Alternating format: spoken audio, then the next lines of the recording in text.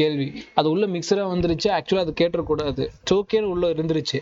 ஆனா அந்த கொஸ்டின் ரைட்டா எழுதுனாங்க. எப்படின்னு கேட்டா பயோமாலிகுல் டெஸ்ட் வச்சோம்ல, அதுல ஒரு கொஸ்டின் வந்து அந்த இதுல வந்திருக்கு. ஸோ அதை மார்க் பண்ணி சார் இதை வச்சுதான் படிச்சேங்கிறாங்க. அதுதான் எனக்கு பிடிச்சிருக்கு. அவதான் நல்லா பண்ணியிருந்தாங்க. என்னன்னா ஆல்ரெடி ஒரு டெஸ்ட் பேப்பர்ல அந்த கொஸ்டின் பார்த்துருக்காங்க. அதை நான் மறந்துட்டேன். ஆக்சுவலா எப்படின்னு நான் ஆல்ரெடி கேட்டிருக்கேன்னு எனக்கு தெரியல, மறந்துட்டேன். அவங்க அது கோட் பண்ணியிருக்காங்க. அது எனக்கு ரொம்ப பிடிச்சிருந்துச்சு. ஸோ ஒரு டெஸ்ட்ல வச்சது இன்னொரு டெஸ்ட்லோட இன்டர்லிங்க் பண்ண முடியுது இல்லையா, அது ரொம்ப நல்லா இருந்துச்சு. இதை வச்சுதான் சார் படிச்சேன்னு சொல்றாங்களா, இதுதான் எனக்கு வேணும். எனக்கு அது ஓகே. ஏன்னா ஆல்ரெடி ஒரு டெஸ்ட்ல நான் என்னோட டெஸ்ட்ல கேட்டிருக்கேன். இந்த டெஸ்ட் பேப்பர்ல அவங்க ஆன்சர் பண்றாங்கன்னா ஓகே. சில பேர்லாம் இன்னும் சூப்பரா எழுதிருக்கீங்க. எனக்கு அது இன்னும் பயமா இருக்கு. எப்படி இவ்வளவு கரெக்டா எழுதுவீங்க? நான் தப்பாவும் தானே கொடுத்துருக்கேன். அப்படிங்கிறப்ப எனக்கு அதுவும் கொஞ்சம் ஷாக்காக தான் இருக்கு. இட்ஸ் ஓகே, நல்லா எழுதுறீங்க, தப்பானது திருத்திக்கிறீங்க, சந்தோஷம். அதுல எந்த இதுவும் இல்லை. பட் எந்த வகையில யாரும் சீட் பண்ணக்கூடாது. எல்லாத்துக்கும் காமனாக தான் சொல்றேன். யாருமே அதில் சீட் பண்ணீங்கன்னா அது உங்களை நீங்க சீட் பண்ணிக்கிறது தான் சமம். ஏன்னா நீங்க தப்பா இருந்தீங்கன்னா தான் என்னால் திருத்த முடியும். இதை இப்படி படி, இதை படிக்காதுன்னு சொல்ல முடியும். நீங்க எல்லாமே ரைட் ஆயிட்டீங்கன்னா அப்புறம் நான் எதுக்கு? நான் இல்லை, உலகத்துல டீச்சரே தேவை கிடையாது. ஸோ அப்படிங்கிற ஒரு சுச்சுவேஷன்ல போயிடும். எனக்கு தெரிஞ்ச ஒரு ஸ்டூடெண்ட் ஒருத்தர் இருக்காங்க. எனக்கு பேர் சொல்றது எப்படின்னு தெரில. பட் ஒரு பாசிட்டிவ் எக்ஸாம்பிளுக்காக சொல்றேன். எனக்கு தெரிஞ்ச ஒரு ஸ்டூடெண்ட் ஒருத்தர் இருக்காங்க. அவங்க அவங்க வந்து பார்த்தீங்கன்னா நான் ஆஃப்லைன் கிளாஸ் இருக்கப்போ, ஆஃப்லைன் டைம்ல சொல்றேன், என்ன பண்ணுவாங்கன்னா டெஸ்ட் எழுதுவாங்க. டெஸ்ட் எழுதிட்டு ஆக்சுவலாக அது ஒரு கிராஸ் கோர்ஸ் தான். கிராஸ் கோர்ஸ்ல வந்து ஃபுல் மார்க் எடுப்பாங்க. எப்படி, நான் ஃபுல் டே ரிவிஷன் மாதிரி தான் சொல்லி கொடுக்குற மாதிரி இருக்கும். பட் ஈவினிங் டெஸ்ட் வைப்போம். ஈவினிங் டெஸ்ட்ல ஃபுல் மார்க் எடுக்கிறாங்க. இப்போ 200 மார்க் வைக்கிறோம்னா 180 190. பட் என்னன்னாக்கா நாங்க எப்படி அந்த இதுனா கொஸ்டின் பேப்பர் கொடுத்துருவோம். ஈவினிங் இப்போ டெஸ்ட் எழுதிட்டு வாங்கன்ட்டு. மார்னிங் டெஸ்ட் எழுதிட்டு வந்தால் கரெக்ஷன் பண்ணுவோம். அப்படிதான். ஸோ நீங்கள் பயப்படாதீங்க. கொஸ்டின் பேப்பர் கொடுத்துருவோம். அவன் நைட்டு போய் டெஸ்ட் எழுதிட்டு மார்னிங் கொண்டு வரணும். இதுதான் ப்ரொசீஜர். அது ஒன்று. இன்னொன்று வந்து டெஸ்ட் பேப்பர் கொடுத்துட்டு அவங்களே தான் கரெக்ஷன் பண்ண சொல்லுவோம். இது ரெண்டுமே இருக்கு. ஸோ டெஸ்ட் எழுதிட்டு அவங்களே கரெக்ஷன் பண்ண சொல்றோம். அது எங்களுக்கு எப்படின்னு தெரியல. அந்த பொண்ணு சீட் பண்ணிச்சா இல்ல அப்படி பண்ணிச்சா இல்லையாங்கிற ஒரு விஷயம் வச்சுக்கலாமே. எக்ஸாம் பேப்பர்ல ஃபெயில், பாஸ்போர்ட்ல ஃபெயில். தெரியுதா இல்லையா? சீட் பண்ணீங்கன்னா மேபி எங்களை ஏமாத்தலாம், ஸ்டாஃப்ஸை ஏமாத்தலாம். எக்ஸாம் பேப்பர்லாம் ஏமாற்ற முடியாது. எக்ஸாம் பேப்பர்ல ஃபெயில் ஆயிடுவீங்க. அந்த பொண்ணு ரீசன் சொன்னிச்சு, சார் நான் இங்கி பிங்கி பாங்கி போட்டேன், நான் தொட்டதெல்லாம் கரெக்டாக ஆன்சர் வருது சார். அப்போ எக்ஸாம் வழி நான் அப்படியே சொல்லிடுவேன், போமா எக்ஸாம் வழி இங்கி பிங்கி பாங்கி போட்டு முடிஞ்சா நீ பாஸ் பண்ணி காட்டு அப்படின்னு உள்ள போக சொல்லிடுவேன். பாஸ் கோட் இல்லை, ஃபெயில் தான். ஒழுங்கா படிச்சிருந்தா மினிமம் கட் ஆஃப் ரீச் பண்ணியிருக்கோம், கெரியர் செட் ஆயிருக்கும். நான் பேர் சொல்ல, இந்த மாதிரி நிறைய பேர் நான் பார்க்குறேன். நான் அவங்ககிட்ட என்ன சொல்ல முடியும்? இன்டெரக்டா வான்ட்டு தான் பண்ண முடியும். ஒரு சீட் பண்ற மாதிரி இருந்தால் ஒழுங்கா பண்ணாதீங்க. ஏன்னா எனக்கு தெரியும்ல, ஒரு டாபிக் ஒன்று எடுக்கிறோம். அந்த டாபிக்ல வந்து இப்போ அவங்க எழுதலை அப்படின்னு நான் கொஸ்டின் கேட்பேன், எப்படி இது நீங்க எழுதுனீங்க அப்படின்னா ரீசன் சொல்லணும். சார் நான் அங்க படித்தேன் இங்க படித்தேன், அட்லீஸ்ட் அதாவது நீங்க சொல்லணும். எதுவுமே சொல்ல இல்லை சார், நான் மைண்ட்ல தோணும் நீங்க ரைட்டாக ஆன்சர் எழுத முடியுமா? நீட்டுன்னு அவ்வளோ சுலபமானதா அப்படின்னு பார்த்தா எல்லோரும் தானே உள்ள இருக்கணும். அப்படின்னு யாரும் இல்லை இருக்க மாட்டாங்களே. அப்படின்னா ஹார்ட் ஒர்க் பண்ற மட்டும் தான் உள்ள இருப்பான். ஸோ அதனால எனக்கு இந்த சீட் பண்ற வேலைலாம் வச்சுக்கிட்டீங்கன்னா எனக்கு தெரிஞ்சிடும். தெரியாமலாம் கிடையாது. அதனால தான் வந்து நீ பவதானி கேட்டேன். ஆனால் அந்த பொண்ணு கரெக்டாக ஆன்சர் பண்ணா. சார் நான் ஆல்ரெடி அதில் படிச்சிருக்கேன், குட். அந்த மாதிரி இருந்தால் என்ன பாராட்டுவேன். மற்றபடி இருந்துச்சுன்னா திட்டு தான் வாங்குவீங்க. ஓகேங்களா? மறுபடியும் சொல்கிறேன், ஒரு கேள்விக்கு நான் ரீசன் கேட்பேன். ஏன் இந்த கேள்விக்கு இது எழுதுனீங்கன்னா அதுக்கான ரீசன் சொல்லணும். தப்பாக எழுதுனீங்களா அதுக்கான ரீசன் இருக்கணும். ரைட்டாக எழுதுறீங்களா ரீசன் இருக்கணும். கொஸ்டினை விட்டுட்டீங்களா ரீசன் இருக்கணும். ஸோ எல்லா கொஸ்டினும் ரீசன் இருக்கணும். சும்மா போனோமா டெஸ்ட் பேப்பர் எடுத்தோமா ஏபிசிடின்னு சூஸ் பண்ணோமானா இது ஒன்றும் போர்டு எக்ஸாம் இல்லை. நீட் எக்ஸாம் லைஃபுக்காக போராடுற ஒரு நேஷனல் காம்படிஷனு. எத்தனை ப்ரொஃபஸர் சொல்லிக் கொடுக்குறாங்க, எவ்வளோ காம்படிஷன் படிக்கிறாங்க, ஃபவுண்டேஷன் கோட்லேருந்து போட்டு புள்ளி ஸ்டூடெண்ட்ஸை புளிஞ்சு கொண்டு வராங்க. காம்படிஷன் புரியுது, எல்லாத்துக்கும் மண்டையில் ஏறுதா? ஸோ 500 550 எடுத்தால் சீட்டு கிடைக்காது. அது எப்பயுமே நான் சொல்கிற விஷயம் தான். நீங்கள் என்ன கேட்டகரியாக வந்து இப்போ 7.5 இருந்தாலும் இப்போ 550 போட்டிக்கு வந்துட்டாங்க. ஸோ அப்படிங்கிறப்போ நான் பல வீடியோவில் போய் பாருங்க, கட் ஆஃப் எந்த அளவுக்கு மாறி இருக்கு அப்படிங்கிற அந்த ஒரு ரேஷியோவே தெரியும். நான் என்னென்னு சொல்கிறது உங்களுக்கு தெரியல. ஸோ அதனால் ஒரு கொஸ்டினும் நீங்கள் தப்பு பண்ணிங்கன்னா லேர்ன் பண்ணிக்க முடியும். சரியா எழுதுனீங்களா சஸ்டெயின் பண்ணிக்க முடியும். பட் இந்த ஃப்ளூக்கில் எழுதுகிற பழக்கம் அது இருக்கக்கூடாது. நான் நிறைய பேர்ட்டு பார்க்குறேன், நம்ம ஸ்டூடெண்ட்ஸ்டே நான் நிறைய பேர்ட்டு பார்க்குறேன், அது இருக்கவே கூடாது. கெஸ் பண்ணுற வேலை இருக்கவே கூடாது. அதுக்கு விட்டுருங்க, அந்த கேள்வியை கெஸ் பண்ணலன்னா விட்டுருங்க. அதுக்கப்புறம் கூட பனிஷ்மெண்ட் வாங்கி கூட எழுதிக்கலாம். ஸோ நெக்ஸ்ட் டைம் எனக்கு இது வேலை பண்ணக்கூடாது யாருமே. என்கிட்ட பர்சனலாக நீ திட்டு வாங்கியிருக்கீங்க, மறுபடியும் பப்ளிக்கே கிளாஸில் வச்சு பேர் வச்சு திட்டிட போகிறேன்.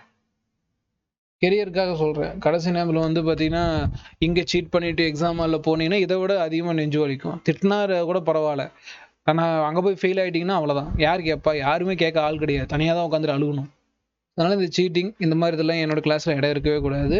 ஏன்னா நான் ஒரு கொஸ்டின் கேட்டேன்னா அதுக்கான ரீசனிங் பர்ஃபெக்டாக சொல்லணும். இனி பவதானி கேட்டால் சார் இந்த கேள்விக்கு எப்படி நீ ஆல்ஃபா கிட்ட குளோரிக் ஆசிட் போட்டேன்னா சார் நான் ஆல்ரெடி இந்த கொஸ்டின் நீங்கள் கேட்டிருக்கீங்கன்னு எனக்கு காட்டினா அந்த மாதிரி எனக்கு ரீசனிங் இருக்கணும். ஒரு ஸ்டூடெண்ட்கிட்டையும் இந்த கேள்வி வந்து பார்த்தீங்கன்னா இங்கேருந்து நான் எடுத்தேன் சார், இப்படி படித்தேன் சார், இந்த நோட்ஸ் நீங்கள் கொடுத்தீங்க சார், நான் இதை ஆன்லைனில் பார்த்தேன் சார், இதை புக்கில் இந்த லைனில் இங்கே இருக்குது சார், ஸோ அதனால் நான் எழுதுனேன் சார் தான் சொல்லணுமே தவிர்த்து என்கிட்ட வந்து சார் நான் கெஸ் பண்ணேன், இங்கி பிங்கி பாங்கி போட்டேன் அப்படின்னா அப்படியே ஓடி போயிருன்றேன். ஸோ அந்த வேலை என்கிட்ட வச்சுக்கவே கூடாது, அது எனக்கு கடுமையாக கோவத்தை ஏற்படுத்தும். ரைட், கவனிங்கம்மா. ஸ்டார்ட் பண்ணலாமா? ஓகே, அப்பார்ட் ஃப்ரம் தட் திட்டு வாங்குறீங்களோ இல்லை எது பண்ணுறீங்களோ எல்லாம் உங்கள் எக்ஸாமுக்காக நான் சொல்கிறேன். அது திட்டெல்லாம் வாங்கினீங்கன்னா கொஞ்சம் திருத்திக்க முடியும், எக்ஸாமில் செலக்ட் ஆகி கொஞ்சம் சந்தோஷமாக உள்ளே போயிட முடியும். திட்டெல்லாம் வாங்க மாட்டேன்றலாம் இருக்கக்கூடாது. ஓகேவா? லாஸ்ட் டைம் திட்டு வாங்கின பொண்ணுலாம் என்கிட்ட இப்போ டாக்டராக இருக்க பொண்ணு 3 பேருமே நல்லா திட்டு வாங்கி அழுதுருக்காங்க. ஸோ அந்த அளவுக்குலாம் நான் திட்டி விட்ருக்கேன். சின்ன சின்ன கேர்லெஸ் மிஸ்டேக் பண்ணிட்டு இருப்பாங்க. ஸோ அப்போ எனக்கு வந்து ரொம்ப திட்டு வாங்கின டைமும் இருக்குது. ஸோ திட்டு வாங்குறது அதில் கூட தப்பை திருத்திக்கங்க. என்கிட்ட சாரி சார் சொல்லாதீங்க, ஓகே சார் சொல்லுங்கள். அப்போ தான் நீங்கள் திட்டு என்ன பண்ணுறீங்க அப்படின்னு தெரிஞ்சுக்க முடியும். டெஸ்ட் எழுதுங்க, அப்போ தான் நீங்கள் என்ன தப்பு பண்ணுறீங்கன்னு டைம் கொடுத்து பார்க்க முடியும். சரி, ரைட், இப்போ டாபிக் போயிடலாமா?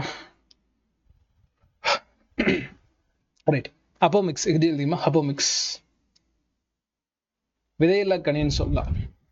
விதையில்லா கனி இல்லை, கரூரா விதை அப்படிங்கிற மாதிரி மொழிபெயர்க்கலாம். பட் அப்படி கொடுப்பானா அப்படிங்கிறது கேள்விதான். ஏன்னா அப்போமிக்ஸா ஒரு சயின்டிஃபிக் பேர் தான். ஸோ அப்போமிக்ஸ். பட் புக்கில் என்ன வேர்டு கொடுத்துருக்கேன் அப்படின்னு பார்த்துக்கங்க. புக்கில் என்ன வேர்டு கொடுத்துருக்கேன்னு ஒரு டைம் பார்த்துக்கங்க. அப்போமிக்ஸ் இங்கிலீஷில் படிச்சிங்கன்னா போதும். ஏன்னா ரொம்ப தமிழ் மொழிபெயர்ப்பில் ஏதோ கொடுப்பானோன்னு எனக்கு ஒரு பயம் இருக்குது. அதனால தான் நான் ஸ்ட்ராங்காக கான்ஃபிடன்ட் அந்த வேர்டு உங்களுக்கு சொல்ல. இது நடக்கும், தமிழ் மீடியம் ஸ்டூடெண்ட்ஸ் கொஸ்டின் பேப்பரில் நடக்கும். நான் இங்கிலீஷில் படிச்சுக்கன்னு சொல்கிறதுலாம் ஒரு லெசனுக்கு ஒரு 10-15 வார்த்தை தான், ரொம்ப பெரிய வார்த்தை இல்லை. நான் டோட்டலாக இங்கிலீஷில் படிச்சுக்கணும்னு சொல்ல மாட்டேன். நான் டோட்டலாக அதெல்லாம் சொல்கிறதும் கிடையாது. இந்த ஒரு சயின்டிஃபிக் டேர்ம் இருக்கும், இம்பார்ட்டன்ட் ஹெட்லைன் இருக்கும், அதில் என்ன மிஸ்டேக்காக இருக்குன்னு கொஸ்டின் பேப்பர் நான் போடுறப்பே உங்களுக்கு தெரிஞ்சிருக்கும். கவனிங்க, அப்போமிக்ஸ் இஸ் த ப்ரொடக்ஷன் ஆஃப். இப்போ கூட ஒரு லாஸ்ட் டெஸ்ட்டில் கூட நான் அதை நடத்தினேன். தமிழ் மீடியம் ஸ்டூடெண்ட்ஸ் எத்தனை பேர் நோட் பண்ணிங்கன்னு தெரியல. நான் யூடியூப் வீடியோவில் சொல்லலை, சொல்லி எனக்கு தான் இதாகுதுன்னு சொல்லிட்டு சொல்லலை.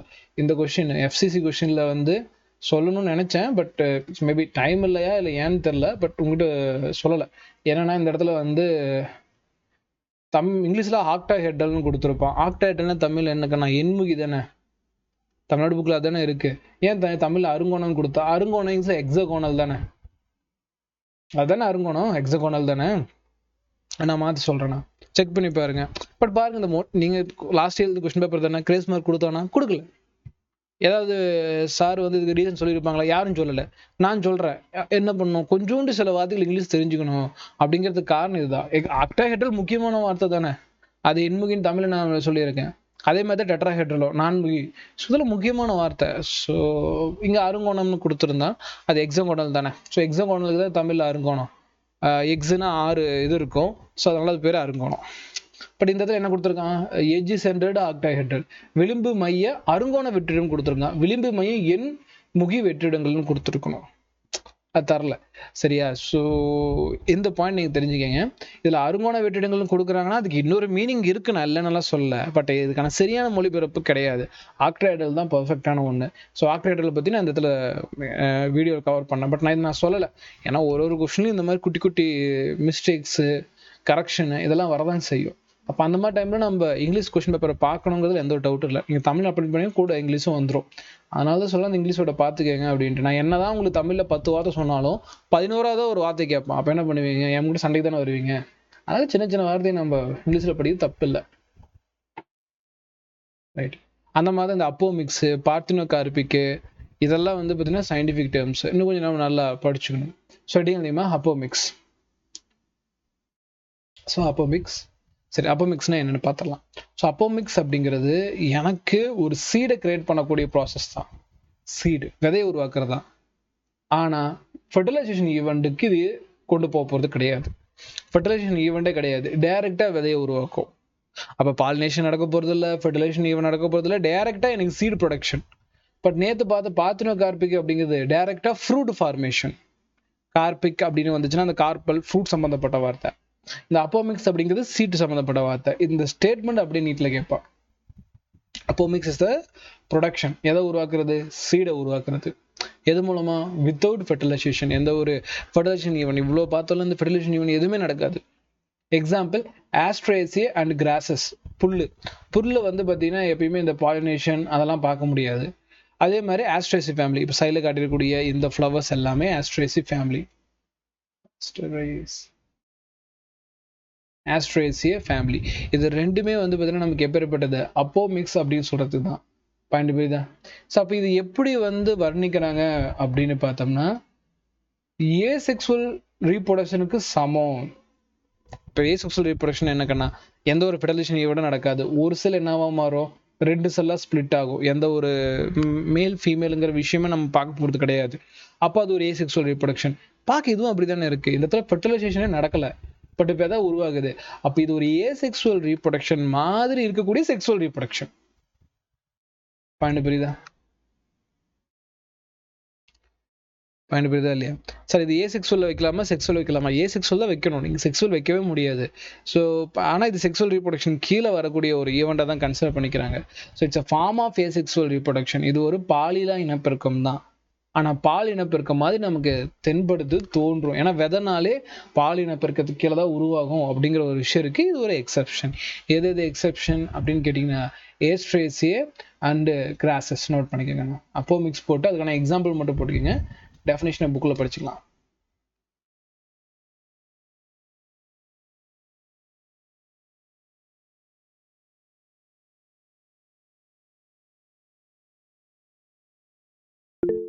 எழுதியாச்சா? ரைட். ஹெர்மோனிக் எழுதிக்கன்னா, அப்போ புல்லு மேல ரேஸ் ஓடணும்னு எழுதிக்கலாம். எழுதிக்கமா, அப்போ புல்லு மேல பொருட்கள் மேல வந்ததுல புல்லு மேல ரேஸ் ஓடணும்னு ஞாபகம் வச்சுக்கலாம். ஏஸ்ட்ரேசி, அதனால ரேஸ் ஓடணும்னு ஞாபகம் வச்சுங்க. அப்போ மிக்ஸ். புல்லுன்னா கிராஸ் ஒரு எக்ஸாம்பிள். ரேஸ் ஓடணும் அப்படின்னா ஏஸ்ட்ரேசி, அதை ரெஃபர் பண்றதுக்காக இந்த வார்த்தை கொடுத்துருக்கோம். அப்போ நாங்க புல்லு மேல ரேஸ் ஓடணும் அப்படிங்கிற மாதிரி ஞாபகம் வச்சுக்கலாம்.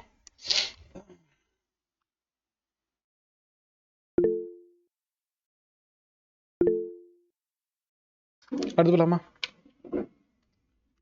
கிளியரா? அடுத்தது ஸோ அதை இன்னும் டீட்டெயிலாக கொடுத்துருக்கா. டெவலப்மெண்ட் ஆஃப் அப்போமிக்டிக் சீட்ஸ் அப்படிங்கிறது, அதாவது எனக்கு ஃபெர்டிலைசேஷன் ஈவெண்ட் இல்லாமல் உருவாக்கக்கூடிய விதை. சரி, என்ன கொடுத்துருக்கான்னு பார்க்கலாம். சம் ஸ்பீசஸ், இப்போ நம்ம சொன்ன ஏஸ்ட்ரேசிக்கு கூட வரக்கூடிய எல்லா ஃப்ளவர்ஸ் எடுத்துக்கிட்டா, diploid egg cells formed without reduction division and develops into the embryo without fertilisation அப்படிங்கிறாங்க. லிசன்மா, இப்போ நம்ம நடத்துகிறப்போ உங்களுக்கு ஒரு விஷயம் சொல்லியிருப்பேன். என்னென்னா, எக்குங்கிற ஒரு இடத்த நடத்திருப்பேன். எக்கு என்ன ஸ்டேஜாக இருக்கும்? என் ஸ்டேஜில் தான் உருவாயிருக்கும். ஞாபகம் இருக்கா? நம்ம வந்து மெகாஸ்போர் மதர் செல்ஸ்ல இருந்து ரெடக்ஷன் சொல்லி ஈவன் மியாசிஸ் நடந்துலாம் நடக்கும். ஆனால் இங்கே இந்த எக்கு டைரெக்டாக என்னவாக தான் கிடைக்கும்? 2n தான். ரெடக்ஷன் டிவிஷனே கிடையாது, மியாசிஸ் ஈவெண்ட்டே கிடையாது. உருவாக்கக்கூடிய எங்க என்னவா உருவாயிடும்? 2n வந்துடும். அதனால அது டைரக்டா எம்ப்ரியோவா மாறிடுது. இங்க போலன்கள் நீடே தேவையில்லை. பாயிண்ட் புரியுதா? ஸோ இந்த இடத்துல ஞாபகம் வச்சுன்னா, வித்தவுட் ரெடக்ஷன் டிவிஷன், இது ரொம்ப முக்கியமான ஈவெண்ட். ஸோ குண்டல் பிரிவு இருக்காது. குண்டல் பிரிவு இல்லாமையே எனக்கு அந்த கரு உருவாகிடும். அப்போ குண்டல் பிரிவு இல்லைன்னா இந்த இடத்துல கருவுறுதல் அப்படின்னு நிகழ்ச்சிக்கும் எந்த ஒரு சம்மந்தமும் இல்லை. பாயிண்ட் புரியுதா?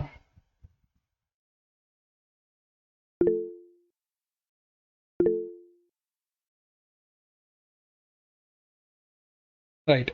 அடுத்து கவனிக்கணும். இப்போ சில எக்ஸாம்பிள் கொடுத்துருக்காங்க. Citrus and mango varieties.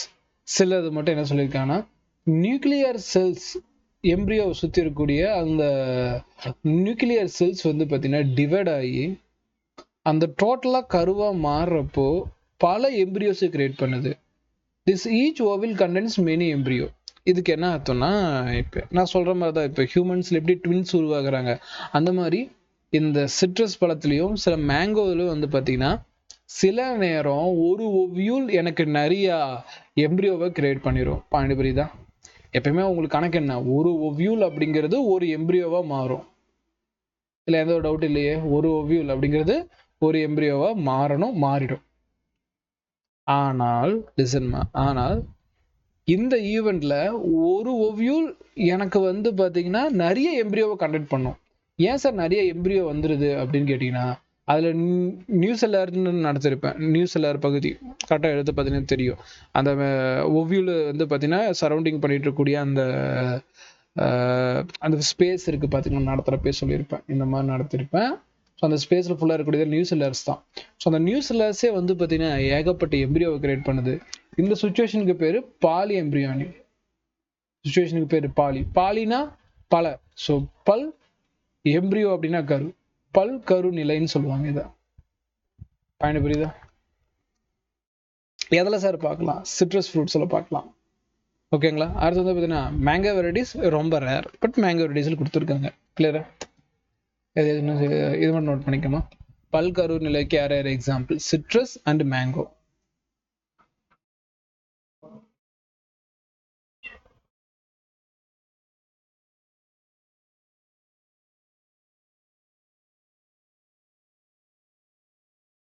எப்படி ஞாபகம் வச்சுக்கலாம்? சிட்டுக்குருவிக்கு மேன் பால் கொடுத்தா ஞாபகம் வச்சுக்கலாம். சிட்டுக்குருவிக்கு சிட்ரஸ் ஃப்ரூட் வந்துடும். சிட்டுக்குருவினா தெரியுமா? பார்த்துருக்கீங்களா சிட்டுக்குருவிலாம்? சரி, ரைட்டு. மேக்ஸிமம் இப்போ குறைஞ்சிருச்சு. ரைட்டு. சிட்டுக்குருவி, ஏன்னா நான் வளர டைம்லேயே சிட்டுக்குருவி நான் பார்க்குறது ரொம்ப ரேர் தான். சரியா? ஸோ அது கொஞ்சம் எக்ஸோட்டிக் தான் ஆகிட்டு இருக்கு. சிட்டுக்குருவி அப்படியே சிட்டுக்குருவிக்கு மேன் பால் கொடுத்தான் அப்படின்னு வச்சுக்கலாம். சிட்டுக்குருவின்னு அந்த இடத்துல சிட்ரஸ் தான் சொல்றேன். சிட்ரஸ். மேன் அப்படின்னா மேங்கோ. பால் அப்படின்னா பாலி எம்பிரியானி.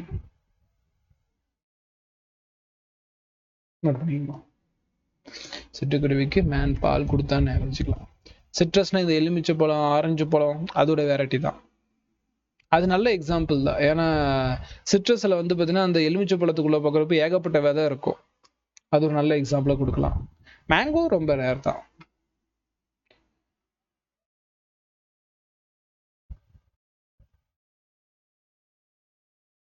எதிரின்னு சொல்லுங்க.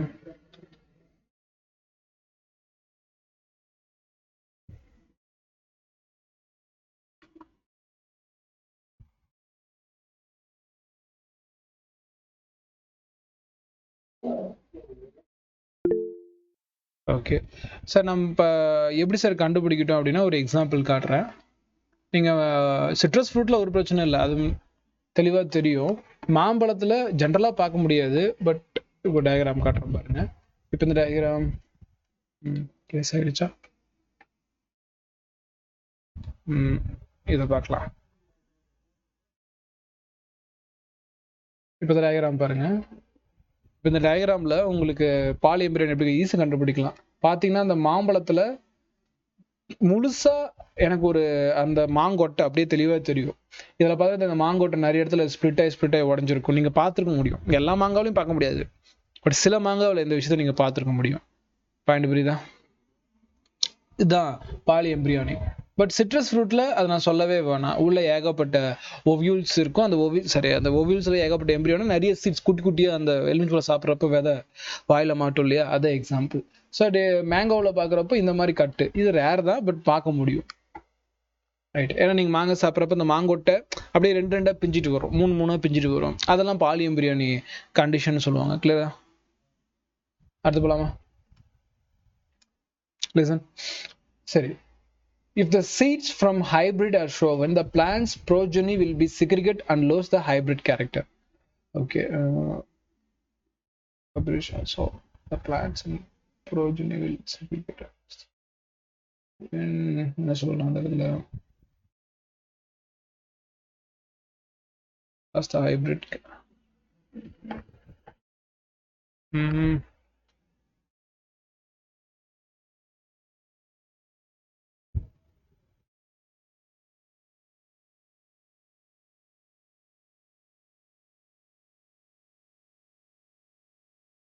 The seeds hybrids are shown விதைக்கிறது. The plants in progeny will segregate. Segregate even 12th நடத்துங்க. The last என்ன சொல்றேன் அந்த இடத்துல?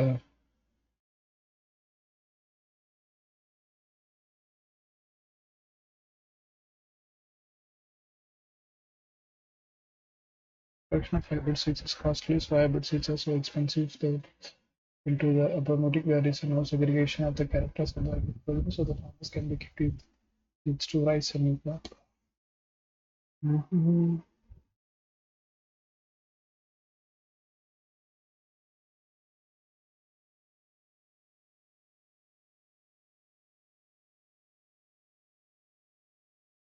ஓகே, இது ஈஸியான கான்செப்ட் தான். செக்ரிகேஷன் பற்றி ரோல் நடத்துகிறேன். குரோமோசோம்குள்ள எப்படி செக்ரிகேஷன் இருக்கான்னு. ஓகே, இவன் சொல்கிற கான்செப்ட் நான் சொல்கிறேன் உங்களுக்கு புரியுது. கவனிங்க, இப்போது ஜென்ரலாக ஹைப்ரிட் வெரைட்டிஸ்ன்னு சொல்லுவாங்க. ஹைப்ரிட்னா ஒரு ரெண்டு, இப்போ ஜென்ரலாக வந்து பாலினேஷன் நடந்து அந்த சீட் கிடைக்குது பார்த்தீங்களா, அது ஒரு நார்மல் சீடு. அதுவே நம்ம ஹைப்ரிட் சொல்லலாம். இனக்கலப்பு தான் 2 பேர் சேர்றது. பட் இந்த இடத்துல அவங்க கொடுத்துருக்க மீனிங் வந்து ஆர்டிஃபிஷியல் ஹைப்ரிடேஷனாக தான் இருக்கும். அதாவது டிசைடு கேரக்டர், தேவையான மேலோட போலன் கிரெயின்ஸும் தேவையான ஃபீமேலோட போலன் கிரெயின்ஸும் வேற வேற ஆளுங்களோட எடுத்து நீங்கள் ஜாயின் பண்ணீங்கன்னா ஒரு விதை உருவாகும், ஒரு சீட் வந்து கிரியேட் ஆகும். இந்த சீட் வந்து நேச்சுரலாக கிரியேட் ஆகலை, ஹியூமனால மேன்மேட் பண்ணுது. ஸோ அதனால் இந்த சீட்ஸ் வந்து ஹைப்ரிட் சீட்ஸ்ன்னு சொல்லுவாங்க. இனக்கலப்பு விதைகள், இனக்கலப்பு விதைகள்னு சொல்லுவாங்க. சரி, இப்போ இதை வந்து ஷோவன் பண்ணுறப்போ, ஷோவன்னா விதைக்கிறப்போ அதுக்குள்ள ஒரு சின்ன பிரச்சனை வரும். என்னன்னா, இது ஒரு மேலோடது, இது ஒரு ஃபீமேலோடது, 2 பேரும் சேரணுங்கிற கட்டாயம் கிடையாது. 2 பேரும் சேரணுங்கிற கட்டாயம் கிடையவே கிடையாது. அப்போ இது 2 பேருமே சேர மாட்டாங்க, 2 பேருமே சேர மாட்டாங்க அப்படிங்கிறது தான் இந்த இடத்துல the plants progeny will segregate அப்படின்னா பிரிஞ்சிருது. ஸோ இந்த மேல் ஃபீமேலோட செக்ஸ் செல்ஸ் வந்து பார்த்தீங்கன்னா செப்பரேட் ஆகிடும். ஸோ இது மூலமா நீங்கள் எதிர்பார்த்த ஹைப்ரிட் கேரக்டர் கிடைக்காது.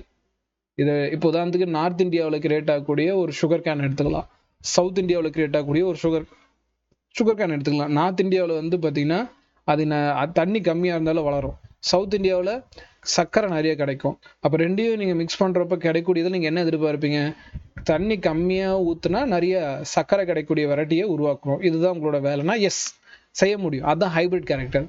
பட் இது ஜென்ரலாக நடக்குமானா நடக்கிறது கஷ்டம். அதனால வந்து பார்த்தீங்கன்னா இந்த ஹைப்ரிட் கேரக்டர் செக்ரிகேஷன் கீழே வந்து பார்த்தீங்கன்னா செக்ரிகேஷன்னா இந்த 2 கேரக்டரும் சேராது. நீங்கள் எதிர்பார்க்குற இந்த நார்த் இந்தியன் கேரக்டரும் சவுத் இந்தியன் கேரக்டரும் ஒன்றும் சேராமல் பிரிஞ்சிடும். அப்போ அந்த விதை வந்து நார்மலாகவே இறந்துடும். இல்லை சார் நான் ரெடி பண்ணுறேன் அப்படின்னாலும் நீங்கள் அதிக காஸ்ட் கொடுக்க வேண்டியதாக இருக்கும். பண்ணுறாங்க, பண்ணலான்னு சொல்ல, இப்போ ஹை காஸ்ட் கொடுத்து பண்ணுறாங்க. நான் சொன்ன எக்ஸாம்பிள் அது இப்போ நிறைய மெத்தடு வந்துருச்சு, அது ஈஸியாகவே மார்க்கெட்டில் கிடைக்குது. நான் ஒரு எக்ஸாம்பிளுக்காக சொல்கிறேன். பட் இந்த மாதிரி நீங்கள் விதையை உருவாக்கணும்னா ஒவ்வொரு டைமும் நீங்கள் அதை தனியாக உருவாக்கிட்டே இருக்கணும். It's expensive, costly. பட் நீங்கள் இந்த ஹைப்ரிட் மெத்தடை வந்து அப்போமேட்டிக் இதில் செய்யணும். அப்போமேட்டிக்னா என்ன கவனிங்க, இந்த இடத்துல ஃபெர்டிலைசேஷன் ஈவெண்ட்டை நடத்தி தானே சீடு உருவாக்குறீங்க. 2 பேர் சேரது தான் ஃபெர்டிலைசேஷன். இந்த ஈவெண்ட் அப்போ தானே பிரச்சனை வருது. அப்போ நான் என்ன மெத்தட் யூஸ் பண்ணுவேன்னா அபோமிக்ஸ் மெத்தட் யூஸ் பண்ணுறேன். ஸோ இந்த அபோமிக்ஸ் மெத்தட் முன்னாடி நடத்தினது தான். இந்த அபோமிக்ஸ் மெத்தடில் வந்து பார்த்தீங்கன்னா எனக்கு எந்த வகையான ஃபெடரேஷன் ஈவெண்ட்டும் நடக்க போகிறதில்ல. டைரெக்டாக சீடு உருவாக்க போகிறேன். எப்படி உருவாக்க முடியும் கவனிங்க, டைரெக்டாக இந்த நார்த் இந்தியாவில் இருக்கக்கூடிய இந்த நார்த் இந்தியன் வெரைட்டிஸ் இருக்கக்கூடிய அந்த எக்கை டைரெக்டாக நீங்கள் என்ன மாற்ற போகிறீங்க, எந்த இது டைரெக்டாக ரெடக்ஷன் இதுக்கு இன்வால்வ் பண்ணாமல் இது 2N மாற்ற போகிறீங்க. இதுவும் நீங்களும் இது ஆர்டிஃபிஷியலாக செஞ்சீங்கன்னா அது மேன்மேடு தான், ஹைப்ரிட் வெரைட்டி தான். இந்த மாதிரி பண்ணுறப்போ முன்னாடி பண்ணுறதை விட இங்கே செலவு கம்மி.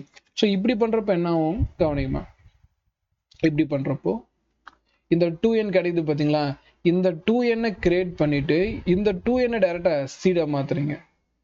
இந்த சீடை டைரெக்டாக ஹைப்ரிட் வெரைட்டியாக ஷோ ஆன் பண்ணுறீங்க. ஸோ இது பண்ணுறப்போ வளருதானா? எஸ், வளருது. பட் இது என்ன சார் இதில் டிஸ்அட்வான்டேஜ் அப்படின்னா சவுத் இந்தியன் வெரைட்டிஸை உள்ளே கொண்டு வர முடியாது. பட் இந்த விதை உன்னால் உருவாக்க முடிஞ்சில்ல, இந்த விதை வந்து பார்த்தீங்கன்னா மேக்ஸிமம் வளர்ந்துடும். அது எந்த இடத்துல நீங்கள் கொடுக்குறீங்களோ அந்த இடத்துல வளர்ந்துடும். ஸோ இது ரெண்டும் வந்து பார்த்தீங்கன்னா அபோமெட்டிக்கில் இருக்கக்கூடிய ஒரு advantage. So normal hybrid varieties வளரலை, ஃபெர்டிலைசேஷன் பிரச்சனை இருக்குது, இப்படி வேணால் புரிஞ்சுக்கலாம். ஃபெர்டிலைசேஷன் பிரச்சனை இருக்கக்கூடிய இடத்துல நீங்கள் அபோமிக்ஸை யூஸ் பண்ணிக்கலாம். பாயிண்ட் புரியுதா? இன்பிட்வீனில் நீங்கள் இதை கவனிங்க, இன்பிட்வீனில் இந்த எங்கே நீங்கள் மேனிப்புலேட்டும் பண்ணிக்கலாம். உங்களுக்கு தேவையான கேரக்டரை வச்சு மேனிப்புலேட் பண்ணிக்கலாம். அது எப்படி மேனிப்புலேட் பண்ணுறது நான் 12th சொல்லித்தரேன். இப்போதைக்கு அதை ஹைப்ரிடேஷன் பற்றி நம்ம போக போகிறது இல்லை. சொமாட்டிக் ஹைப்ரிடேஷன்லாம் இருக்குது. சொமாட்டிக் ஹைப்ரிடேஷன் இந்த 2n நீங்கள் டேரெக்டாக கிரியேட் பண்ண முடியும். அதாவது இந்த இடத்துல 2n அதுவாக கிரியேட் பண்ணோம். இந்த இடத்துல இருக்கக்கூடிய 2n நீங்கள் north Indian varieties south Indian varieties நீங்களே டேரெக்டாக மிக்ஸ் பண்ண முடியும். அது பேர் தான் அப்போ மிக்ஸ். அங்கே மொத்தம் ஃபெர்டிலைசேஷன் ஈவெண்ட் இருக்கக்கூடாது. ஃபெர்டிலைசேஷன் ஈவெண்ட் இல்லாமல் நீங்கள் என்ன பண்ண போகிறீங்க, ஒரு விதையை விதைக்க போகிறீங்க, விதையை உருவாக்க போகிறீங்கன்னா அது ஒரு நியூ கிராப்ஸ் புது புது தாவரங்களை உருவாக்குறதுக்கு ஒரு நல்ல மெத்தடு. இதெல்லாம் நான் ஹைப்ரிடேஷன்ல சொல்லி தரேன். இது எப்படி நடக்குது அப்படி, இந்த டெஸ்ட் டியூப்ஸ்ல அது எப்படி வளர்ப்பாங்க அப்படின்னு நான் 12th சொல்லி தரேன். ரைட், 12th தான் இது. ஆக்சுவலா என்ன லெசன் அது, பயோடெக்னாலஜியா இல்லை, இந்த லெசன் அப்ளிகேஷன் நினைக்கிறேன். பயோடெக்னாலஜி அப்ளிகேஷன் அதில் இருக்குன்னா அதில் உங்களுக்கு நடத்திடுறேன். ரைட், அவ்வளோதானே. இதோட என்ன முடியுது நமக்கு, sexual reproduction in higher plans முடிஞ்சு. ஓகேங்களா, படிங்க, நல்லா படிங்க. ஓகேங்களா, ரிவிஷன் பண்ணுங்க. சொல்லப்போனால் பிளான் ஃபிசியாலஜி முடிஞ்சு. ஓகேங்களா, பிளான் ஃபிசியாலஜி முடிஞ்சு. இப்போ நம்ம எதை ஸ்டார்ட் பண்ணலாம், பிளான் சம்மந்தப்பட்ட விஷயமே முடிஞ்சு. பிளான் ஃபிசியாலஜி, மார்ஃபாலஜி, அனாட்டமி, அதோட ரீப்ரொடக்ஷன் எல்லாமே கம்ப்ளீட்டடு. இனிமேல் நம்ம டேரெக்டாக எங்கே ஜம்ப் பண்ண போகிறோம், ரீப்ரொடக்ஷன் ஹியூமனுக்கு போக போகிறோம். அடுத்த லெசன் ஸ்டார்ட் பண்ணலாமா?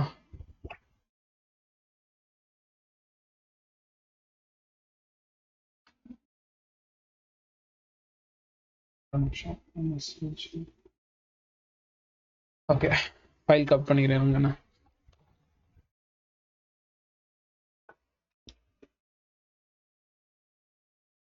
ஹெட்டிங் அதிகமாக ஹியூமன் ரீப்ரொடக்ஷன், அடுத்து ஹியூமன் ஹெல்த்து, ரெண்டையும் வேகமாக முடிச்சு விட்ருவோம். ஏன்னா நான் வந்து இந்த 2 லெசனும் பொறுமையாக நடத்தணும். மோலிகுலர் பயாலஜியும் ஜெனடிக்ஸு, இந்த 2 லெசன் நான் பொறுமையாக தான் நடத்தி ஆகணும். ஏன்னா அதில் கண்டிப்பாக கிரியேட்டிவ் சம்ஸ் வரும், அதுக்கு நமக்கு டைம் நிறைய தேவைப்படும். அதனால் நம்ம கொஞ்சம் ஃபாஸ்ட்டாக முடிச்சுடுவோம். Biology 12th human reproduction.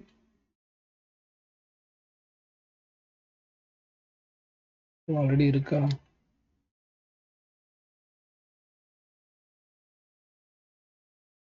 Tamil எழுதி போட்டிருக்கணும்.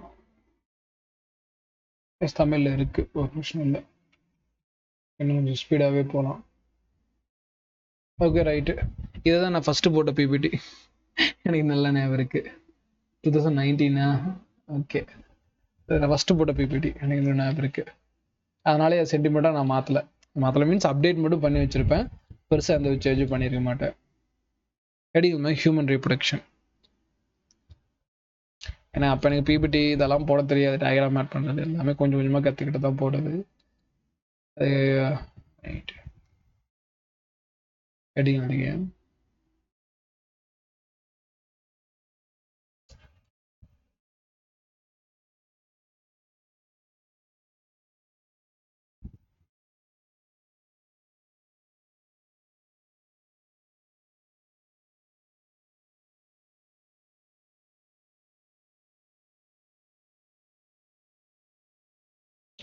ஆரம்பிக்கலாமா? வாய்ஸ் ஏதா டேட் போட்டுக்குமா?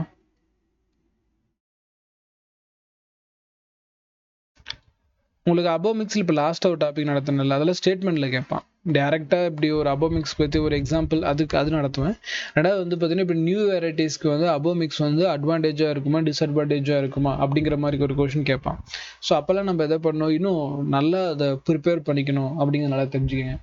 சரி ரைட்டு, இப்போ நம்ம டாபிக் ஆரம்பிக்கலாம். ஹியூமன் ரீப்ரொடக்ஷன், தமிழில் மனித இனப்பெருக்கம். இந்த லெசனில் என்னென்ன பார்க்க போகிறோம், இப்போ ஒரு பிளான் வியூ பார்க்கலாம். ஸோ ஃபர்ஸ்ட் வந்து பார்த்தீங்கன்னா மேல் ரீப்ரொடக்டிவ் சிஸ்டம், அடுத்து ஃபீமேல் ரீப்ரொடக்டிவ் சிஸ்டம். ஆண் இனப்பெருக்க மண்டலம், ஆண் இனப்பெருக்க உறுப்புகள் எப்படி இருக்கு, பெண் இனப்பெருக்க மண்டலம், பெண் இனப்பெருக்க உறுப்புகள் எப்படி இருக்கு, அடுத்து கேமெட்டோஜெனிசிஸ், எப்படி வந்து பார்த்தீங்கன்னா கேமெட்டுகள் உருவாகுது, அடுத்து வந்து பார்த்தீங்கன்னா மென்ஸ்ட்ரல் சைக்கிள், மாதவிட சுழற்சி பற்றி பார்க்க போகிறோம். அதுக்கப்புறம் ஃபெர்டிலைசேஷன் ஈவென்ட், கருவுறுதலை பற்றி பார்க்க போகிறோம். இம்ப்ளான்டேஷன், அந்த கரு வந்து பார்த்தீங்கன்னா கருப்பையில் எந்த இடத்துல பதியுது அது அப்படிங்கிற இம்ப்ளான்டேஷனை பற்றி பார்ப்போம். அப்புறம் ப்ரெக்னன்சி டைம் 9 மந்த்னு சொல்கிறோம்ல, அது ஏன் 9 மந்த், ரியலாக 9 மந்த் தேவைப்படுமா அப்படிங்கிறதும் தேவைப்படும், பட் அது ரீசன் சொல்கிறேன். அடுத்து எம்ப்ரியானிக் டெவலப்மெண்ட், அந்த 9 மாதம் அந்த கரு எப்படி வளருது அப்படிங்கிறது. கடைசியாக பாச்சுரேஷன், அந்த பிரசவ வலின்னு சொல்கிறாங்களா அது. கடைசியாக லாக்டேஷன், அந்த குழந்தை பிரசவ வலி மூலமாக போட்டதுக்கப்புறம் லாக்டேஷன், பால் கொடுக்குறது. ஸோ இது வரைக்கும் வந்து பார்த்தீங்கன்னா டோட்டல் ஈவெண்ட். இதுக்கு அடுத்த லெசன் வந்து பார்த்தீங்கன்னா இந்த ரீப்ரொடக்ஷனில் இருக்கக்கூடிய ஹெல்த் ப்ராப்ளம் இஷ்யூஸ். ஸோ இது வந்து பார்த்தீங்கன்னா ஃபாஸ்ட்டாகவே முடிச்சிடலாம். ரைட். ஃபர்ஸ்ட் வந்து பார்த்தீங்கன்னா ஹியூமன்ஸ் யாரு? Humans are unisexual. யூனிசெக்சுவல்னா ஆண் தனி பெண் தனி. ஆண்ல பெண் பண்பு இருக்காது, பெண்ல ஆண் பண்பு இருக்காது. ஓகேங்களா? டிரான்ஸ்ஜெண்டர்ஸ் அப்படின்னு நம்ம எடுத்துக்கலாம். இப்போ டிரான்ஸ்ஜெண்டர்ஸ்ல வந்து நிறைய கேட்டகரிஸ் இருக்கு. ஸோ நிறைய கேட்டகரிஸ்ல வந்து டிரான்ஸ்ஜெண்டர்ஸ் வந்து நம்ம பிரிப்போம். ஸோ ஃபர்ஸ்ட் வந்து பார்த்தீங்கன்னா டிரான்ஸ்ஜெண்டர்ஸ் பத்தி பார்க்கலாம். இப்போ நார்மலாக நம்ம பார்க்கக்கூடியது மேல் அண்ட் ஃபீமேல். இதை தாண்டி தேர்ட் கேட்டகரி இருக்குன்னா டிரான்ஸ்ஜெண்டர் கேட்டகரி. இப்போ 3 கேட்டகரியுமே நமக்கு ஈக்குவல் தான். ஸோ இப்போ மேல் அண்ட் ஃபீமேல் அதை பற்றி இங்கே படிப்போம். டிரான்ஸ்ஜெண்டரை பற்றி ஒரு சின்ன இன்ட்ரோ மட்டும் கொடுக்குறேன். சில பேருக்கு தெரிஞ்சுக்கணும் அப்படின்னு இன்ட்ரெஸ்ட் இருக்கும், அதை பற்றி நான் சொல்லிடலாம். டிரான்ஸ்ஜெண்டரை பற்றி நம்ம ஈஸியாக சொல்கிறதுனா, ஏன்னா நிறைய கேட்டகரி டிரான்ஸ்ஜெண்டர்ஸ் இருக்காமா. ஃபர்ஸ்ட் டிரான்ஸ்ஜெண்டர்ஸ் வந்து பார்க்கறது வந்து லெஸ்பியன் அண்ட் கே, இது சொல்லிட்டு 2 கேட்டகரி இருக்காங்க. ஸோ ஃபர்ஸ்ட் லெஸ்பியனை பற்றி நம்ம ஷார்ட்டாக சொல்லிடலாம். ஒரு பெண் இன்னொரு பெண் மேலே விருப்பம் கொண்டாங்கன்னா, ஸோ இதுக்கு காரணம் வந்து பார்த்தீங்கன்னா அவங்க உடம்புல நடக்கக்கூடிய ஹார்மோன் சேஞ்சஸ், இது லெஸ்பியன்னு சொல்லுவாங்க.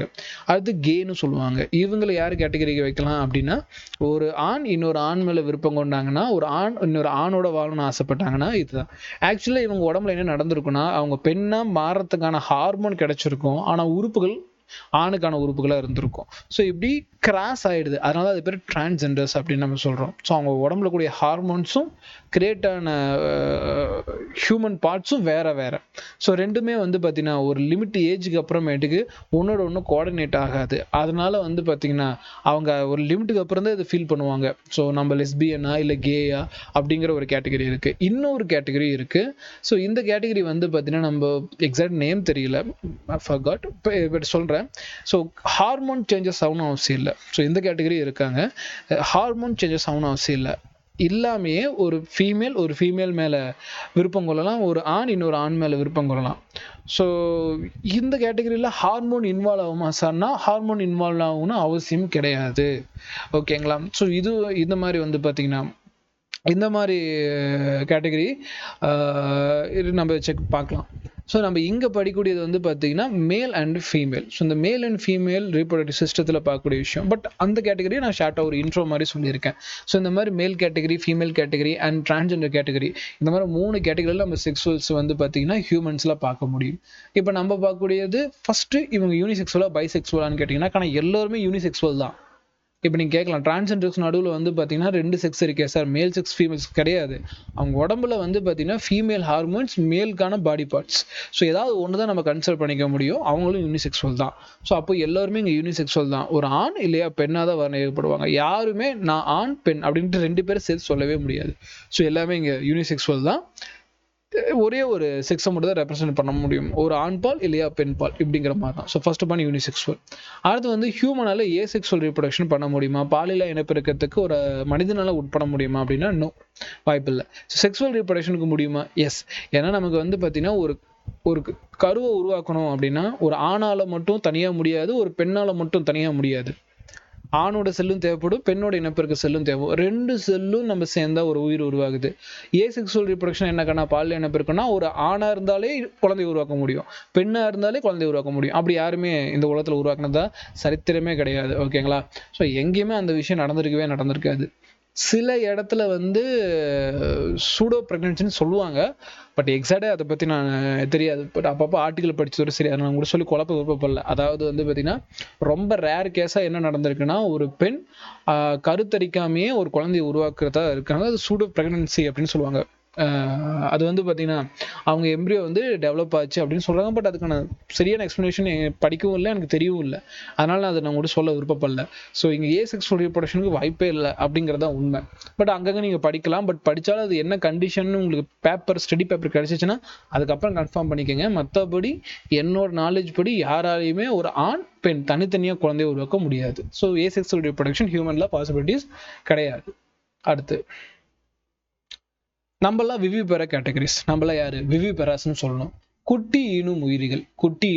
இப்போ குட்டி ஈனும் உயிரிகள்லாம் நம்ம ஒரு கருவை உள்ள சுமந்து அந்த கரு குழந்தையா வளர்ந்து அந்த குழந்தைய நம்ம எடுக்கிறோம், அந்த குட்டியை எடுக்கிறோம். அது பேர் விவிபெராஸ். ஆல்ரெடி நான் அனிமல் கிட்ட நடத்திருக்கேன். ஓவிபெராஸ்னா அந்த பேர்லயே நிமோனிக்ஸ் கொடுத்துருக்கேன். ஓ ஃபார் எக். ஸோ ஓவிபெராஸ் அப்படின்னா ஒரு குழந்தைய எக்குக்குள்ள உருவாக்கி அந்த எக்குலேருந்து ஈல்டு பண்றது. ஸ்னேக்ஸ்ல பார்ப்போம், ஞாபகம் இருக்கா? பேர்ட்ஸ்ல பறவையில, ரெப்டைல்ஸ்ல. ஸோ இதுலலாம் வந்து பார்த்தீங்கன்னா பார்த்துருப்போம். அது வந்து முட்டை ஈனும் உயிரிகள், குட்டி ஈனும் உயிர்கள் விவிபெரஸ். இன்னொரு தேர்ட் கேட்டகரி இருக்கு, ஒவி விவிபெரஸ். இன்னொரு தேர்ட் கேட்டகரி ஒவி விவி பேரஸ். இவங்க யார் சார் அப்படின்னா, அவங்க உடம்புல குழந்தை வந்து சில நேரம் அவங்க வயித்துல வளரும் குறிப்பிட்ட காலம் வரைக்கும். அதுக்கப்புறம் முட்டைக்குள்ள போய் அந்த முட்டை வெளியே வந்து வளரும். பாயிண்ட் புரியுதா? சரி, அனிமல் கிங்டத்துல ஓகேங்களா, முக்கியமா மெமாலியாவில் விவிபெரஸ்க்கு நம்ம எக்ஸாம்பிள் எல்லாமே வந்துடும். ஓவிபெரஸ்க்கு ஒரு எக்ஸாம்பிள் சொன்னேன். என்சைல் யார் இருக்காங்க? முட்டை இனக்கூடிய பாலூட்டி. Platypus. Platypus. Good good good. அதெல்லாம் நல்லா படிச்சுக்கணும். அனிமல் கிங்டம்லாம் என்ன நல்லா மண்டையில் ஏற்றிருப்பீங்க நம்புறேன். ஓகேங்களா, மறுபடியும் ரிவிஷன் பண்ணுங்க. உங்களுக்கு நான் எல்லா டயக்ராமும் கொடுத்துட்டேன். எல்லா அனிமல்ஸோட டயக்ராமும் உங்களுக்கு இருக்கும். 11th எல்லா டயக்ராம்ஸும் கையில் இருக்கு. அந்த டயக்ராம்ஸ் எல்லாம் பாருங்க, நல்லா ஞாபகம் வரும். ஸோ அப்படிங்கிறப்போ இந்த இடத்துல புரிஞ்சுக்க வேண்டிய பாயிண்ட் என்ன, விவிபெரஸ்னா டைரக்டா அது ஒரு குட்டி இனக்கூடிய உயிரினங்கள். மனிதன் ஒரு விவிபெரஸ். சரி, ரைட்டு. அடுத்தது இப்போ நம்ம படிக்க வேண்டியது 2 செக்ஸ் ஆர்கன்ஸ். ஒன்று வந்து பார்த்தீங்கன்னா மேல் செக்ஸ் ஆர்கன்ஸ், இன்னொன்று female sex organs. Male sex ஆர்கன்ஸை டெஸ்டிஸ் மையமாக வச்சு நம்ம படிப்போம். விந்தகம்னு சொல்லக்கூடிய இடத்த மையமாக வச்சு படிப்போம். பெண்ல வந்து பார்த்தீங்கன்னா ஓவரி, ஸோ அண்டகம்னு சொல்லக்கூடிய பகுதியை மையமாக வச்சு படிப்போம்.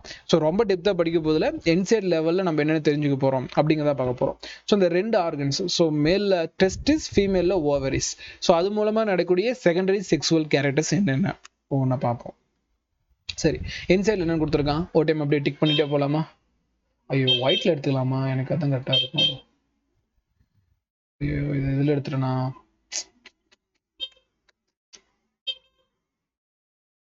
ஓகே, நான் ஒயிட்ல எடுத்துக்கிட்டா என்ன ஆகுது? இதா இருக்கு.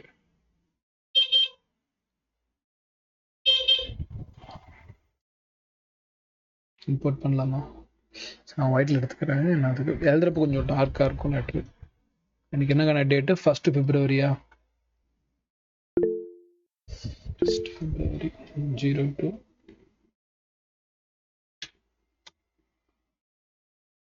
பிப்ரவரி வேறு 28 days தான்மா. மொத்த மாசத்தோட வேகமாக முடிஞ்சிடும். பட் நீட் ஆஸ்பிரன்ஸ் அப்படி கிடையாது. நீங்கள் இந்த வருஷம் கொஞ்சம் நல்லா படிப்பீங்க, மார்ச்ல இன்னும் நல்லா படிப்பீங்க. அது உங்களோட இது கிடையாது. எக்ஸாம் கிட்ட போக போக அது ஒரு உணர்வு அப்படி இருக்கும். சரி, ரைட்டு. ஸோ வேகமாக முடிச்சு விடும் இந்த லெசனை. சரி, என்சைடில் என்னென்னு கொடுத்துருக்கோம், உடனே டிக் பண்ணிக்கலாம். நம்ம தமிழில் இதே தான் இருக்கும். ஸோ ஹியூமன்ஸை பொறுத்த வரைக்கும் செக்ஸுவல் ரீப்ரொடக்ஷன் மட்டும்தான் பண்ண முடியும். விவிபெரஸ் கேட்டகரிக்கெல்லாம் வரும். சரி, அப்படியே லைன் பை லைனாக பார்க்குறப்போ ஃபர்ஸ்ட் விஷயம் கேமட்டோஜெனிசிஸ் ஈவெண்ட்லேருந்து நம்ம லைஃப் ஆரம்பிக்கும். கேமட்டோஜெனிசிஸ் அப்படின்னா கேமெட் உருவாகிறது. மேலுக்கு மேல் கேமெட், ஃபீமேலுக்கு ஃபீமேல் கேமெட். ஸோ மேல் கேமெட்டில் இம்பார்ட்டன் நம்ம பார்க்கக்கூடியது ஸ்பெர்ம்ஸ், விந்துகள்னு சொல்லக்கூடிய இடத்த நம்ம ஆணில் பார்ப்போம். பெண்ணில் வந்து பார்த்தீங்கன்னா ஓவம், அண்டகம்னு சொல்லக்கூடிய ஒரு பாட்டை பார்ப்போம். இப்போ மேலோட ஸ்பெர்மும் ஃபீமேலோட ஓவமும் சேர்ந்தா அதுக்கு பேர் ஃபெர்டிலைசேஷன். பட் அந்த ஸ்பெர்ம் வந்து பார்த்தீங்கன்னா ஃபீமேலோட வெஜினான்னு சொல்லக்கூடிய கலவி கால்வாய்க்குள்ள அனுப்பணும். அதுக்கு பேர் இன்செமினேஷன். ஸோ இப்படி ஒவ்வொரு பண்ணுங்க இன்ட்ரோவா கொடுத்துருக்காம நம்ம டீட்டெயிலாக பார்ப்போம். ஸோ இதோட முடிவில் என்ன உருவாகும்? ஜைகோட், கரு உருவாகும். இந்த கரு கொஞ்சம் கொஞ்சமாக வந்து பார்த்தீங்கன்னா யுட்ரைன் வாலில் நான் நடத்துகிறேன். யுட்ரைன் வால் எங்கே இருக்குன்னு காட்டுறேன். ஸோ பெண்ணோட வந்து பார்த்தீங்கன்னா அந்த இனப்பெருக்க கலவி கால்வாயோட அடுத்த உள்ள இருக்கக்கூடிய கருப்பை சுவரில் இம்ப்ளான்டேஷன் நடக்கும், கரு பதிகிறது. அப்புறம் ஜெஸ்டேஷன், மகப்பேறு காலம் 9 மாதம்னு சொல்லக்கூடியது. அதுக்கப்புறமேட்டுக்கு பிரசவம், அந்த குழந்தை பிரசவிக்கக்கூடிய பார்ச்சுவேஷன் டைம் பீரியட். அது முடிஞ்சதுக்கு அப்புறமேட்டுக்கு அடுத்து வந்து பார்த்தீங்கன்னா ஈவெண்ட்டில் குழந்தை பிறக்கிறது. இதெல்லாம் வந்து பார்த்தீங்கன்னா ஜென்ரலாக ஸ்டெப் பை ஸ்டெப்பாக நடக்கக்கூடிய ஹியூமனோட ரீப்ரொடக்ஷனில் கூடிய காமனான ஒரு விஷயம். சரி, இப்போ நம்ம இது எங்கேருந்து ஆரம்பிக்கலாம் அப்படின்னு கேட்டிங்கன்னா ஜென்ரலாக பியூபர்ட்டிலேருந்து ஆரம்பிக்கலாம். பியூபர்ட்டி அப்படிங்கிற ஈவெண்ட் வந்து பார்த்தீங்கன்னா கேமெட்டோஜெனிசிஸ் ஸ்டார்ட் ஆகக்கூடிய இடம். கேமெட்டோஜெனிசிஸ் ஸ்டார்ட் ஆகக்கூடிய ஒரு இடம். மேலுக்கு வந்து மேல் கேமெட்டும், ஃபீமேலுக்கு வந்து பார்த்தீங்கன்னா ஃபீமேல் கேமெட்டும் ப்ரொடியூஸ் ஆக ஸ்டார்ட் ஆகிற வரைக்கும், அது வரைக்கும் வந்து பார்த்தீங்கன்னா மேலோ ஃபீமேலோ வந்து பார்த்தீங்கன்னா பெரிய அளவுக்கு அவங்க ஜெண்டர் அப்படிங்கிற விஷயத்தில் அஃபெக்ட் ஆக மாட்டாங்க. விச் மீன்ஸ் அவங்க இந்த ஜெண்டர் தானா அப்படிங்கிற ஒரு விஷயம் பெருசாக தெரியாது. குழந்தைங்கன்னு நம்ம சொல்கிறோம்ல, அதுதான். ஸோ ஜென்ரலாக இது எப்போ இருந்து நடக்கும் அப்படின்னா ரொம்ப லோவஸ்ட்லேருந்து ஹையஸ்ட் கொண்டு போகிறேன். மேலுக்கும் ஃபீமேலுக்கும் ஜென்ரலாக பியூபர்ட்டி அப்படிங்கிறது வந்து பார்த்தீங்கன்னா 8 to 13 இயர்ஸ்க்குள்ள நடக்கும். 8ங்கிறது ரொம்ப கம்மி சொல்றேன், 13 அந்த 12 அப்படிங்கிற ஏஜ்ல வந்து பாத்தீங்கன்னா இந்த பியூபர்ட்டி சேஞ்சஸ் பார்க்க முடியும். ஓகேங்களா? ஸோ இந்த தமிழ்ல என்ன பியூபர்ட்டின்னு சொல்லுவாங்க, வயசுக்கு வர்றது. ஓகேங்களா? இன்னும் தமிழ்ல புக்ல என்ன வார்த்தை கொடுத்துருப்பாங்க உங்களுக்கு புரியுது, வயசு வருதுன்னு சொல்றது. பட் அது என்ன எக்ஸாக்ட் வேர்ட் ஞாபகம் வர மாட்டேங்குது. பூப்படைதல். தேங்க்ஸ்மா, அந்த வார்த்தை நல்லா இருக்கும் தமிழ்ல, பூப்படைதல். ஸோ இந்த பூப்படைதல் அப்படிங்கிறது வந்து பார்த்தீங்கன்னா ஆணுக்கோ பெண்ணுக்கோ 8லேருந்து 13 வயசுக்குள்ள வரும். சரியா? ஸோ இதை எப்படி சார் ஐடென்டிஃபை பண்றது? ஆஸ் யூஷுவல் மேல் அண்ட் ஃபீமேலுக்கு வந்து பார்த்தீங்கன்னா அவங்களோட செகண்டரி செக்ஸுவல் கேரக்டர் டெவலப் ஆகக்கூடிய பீரியட். ஸோ இதில் வந்து பார்த்தீங்கன்னா செக்ஸுவல் ஆர்கன் டெவலப் ஆகும், வாய்ஸ் சேஞ்ச் ஆகும், உடம்போட பாடி பார்ட்ஸ் மேஜர் சேஞ்சஸ் கொண்டு வரும்.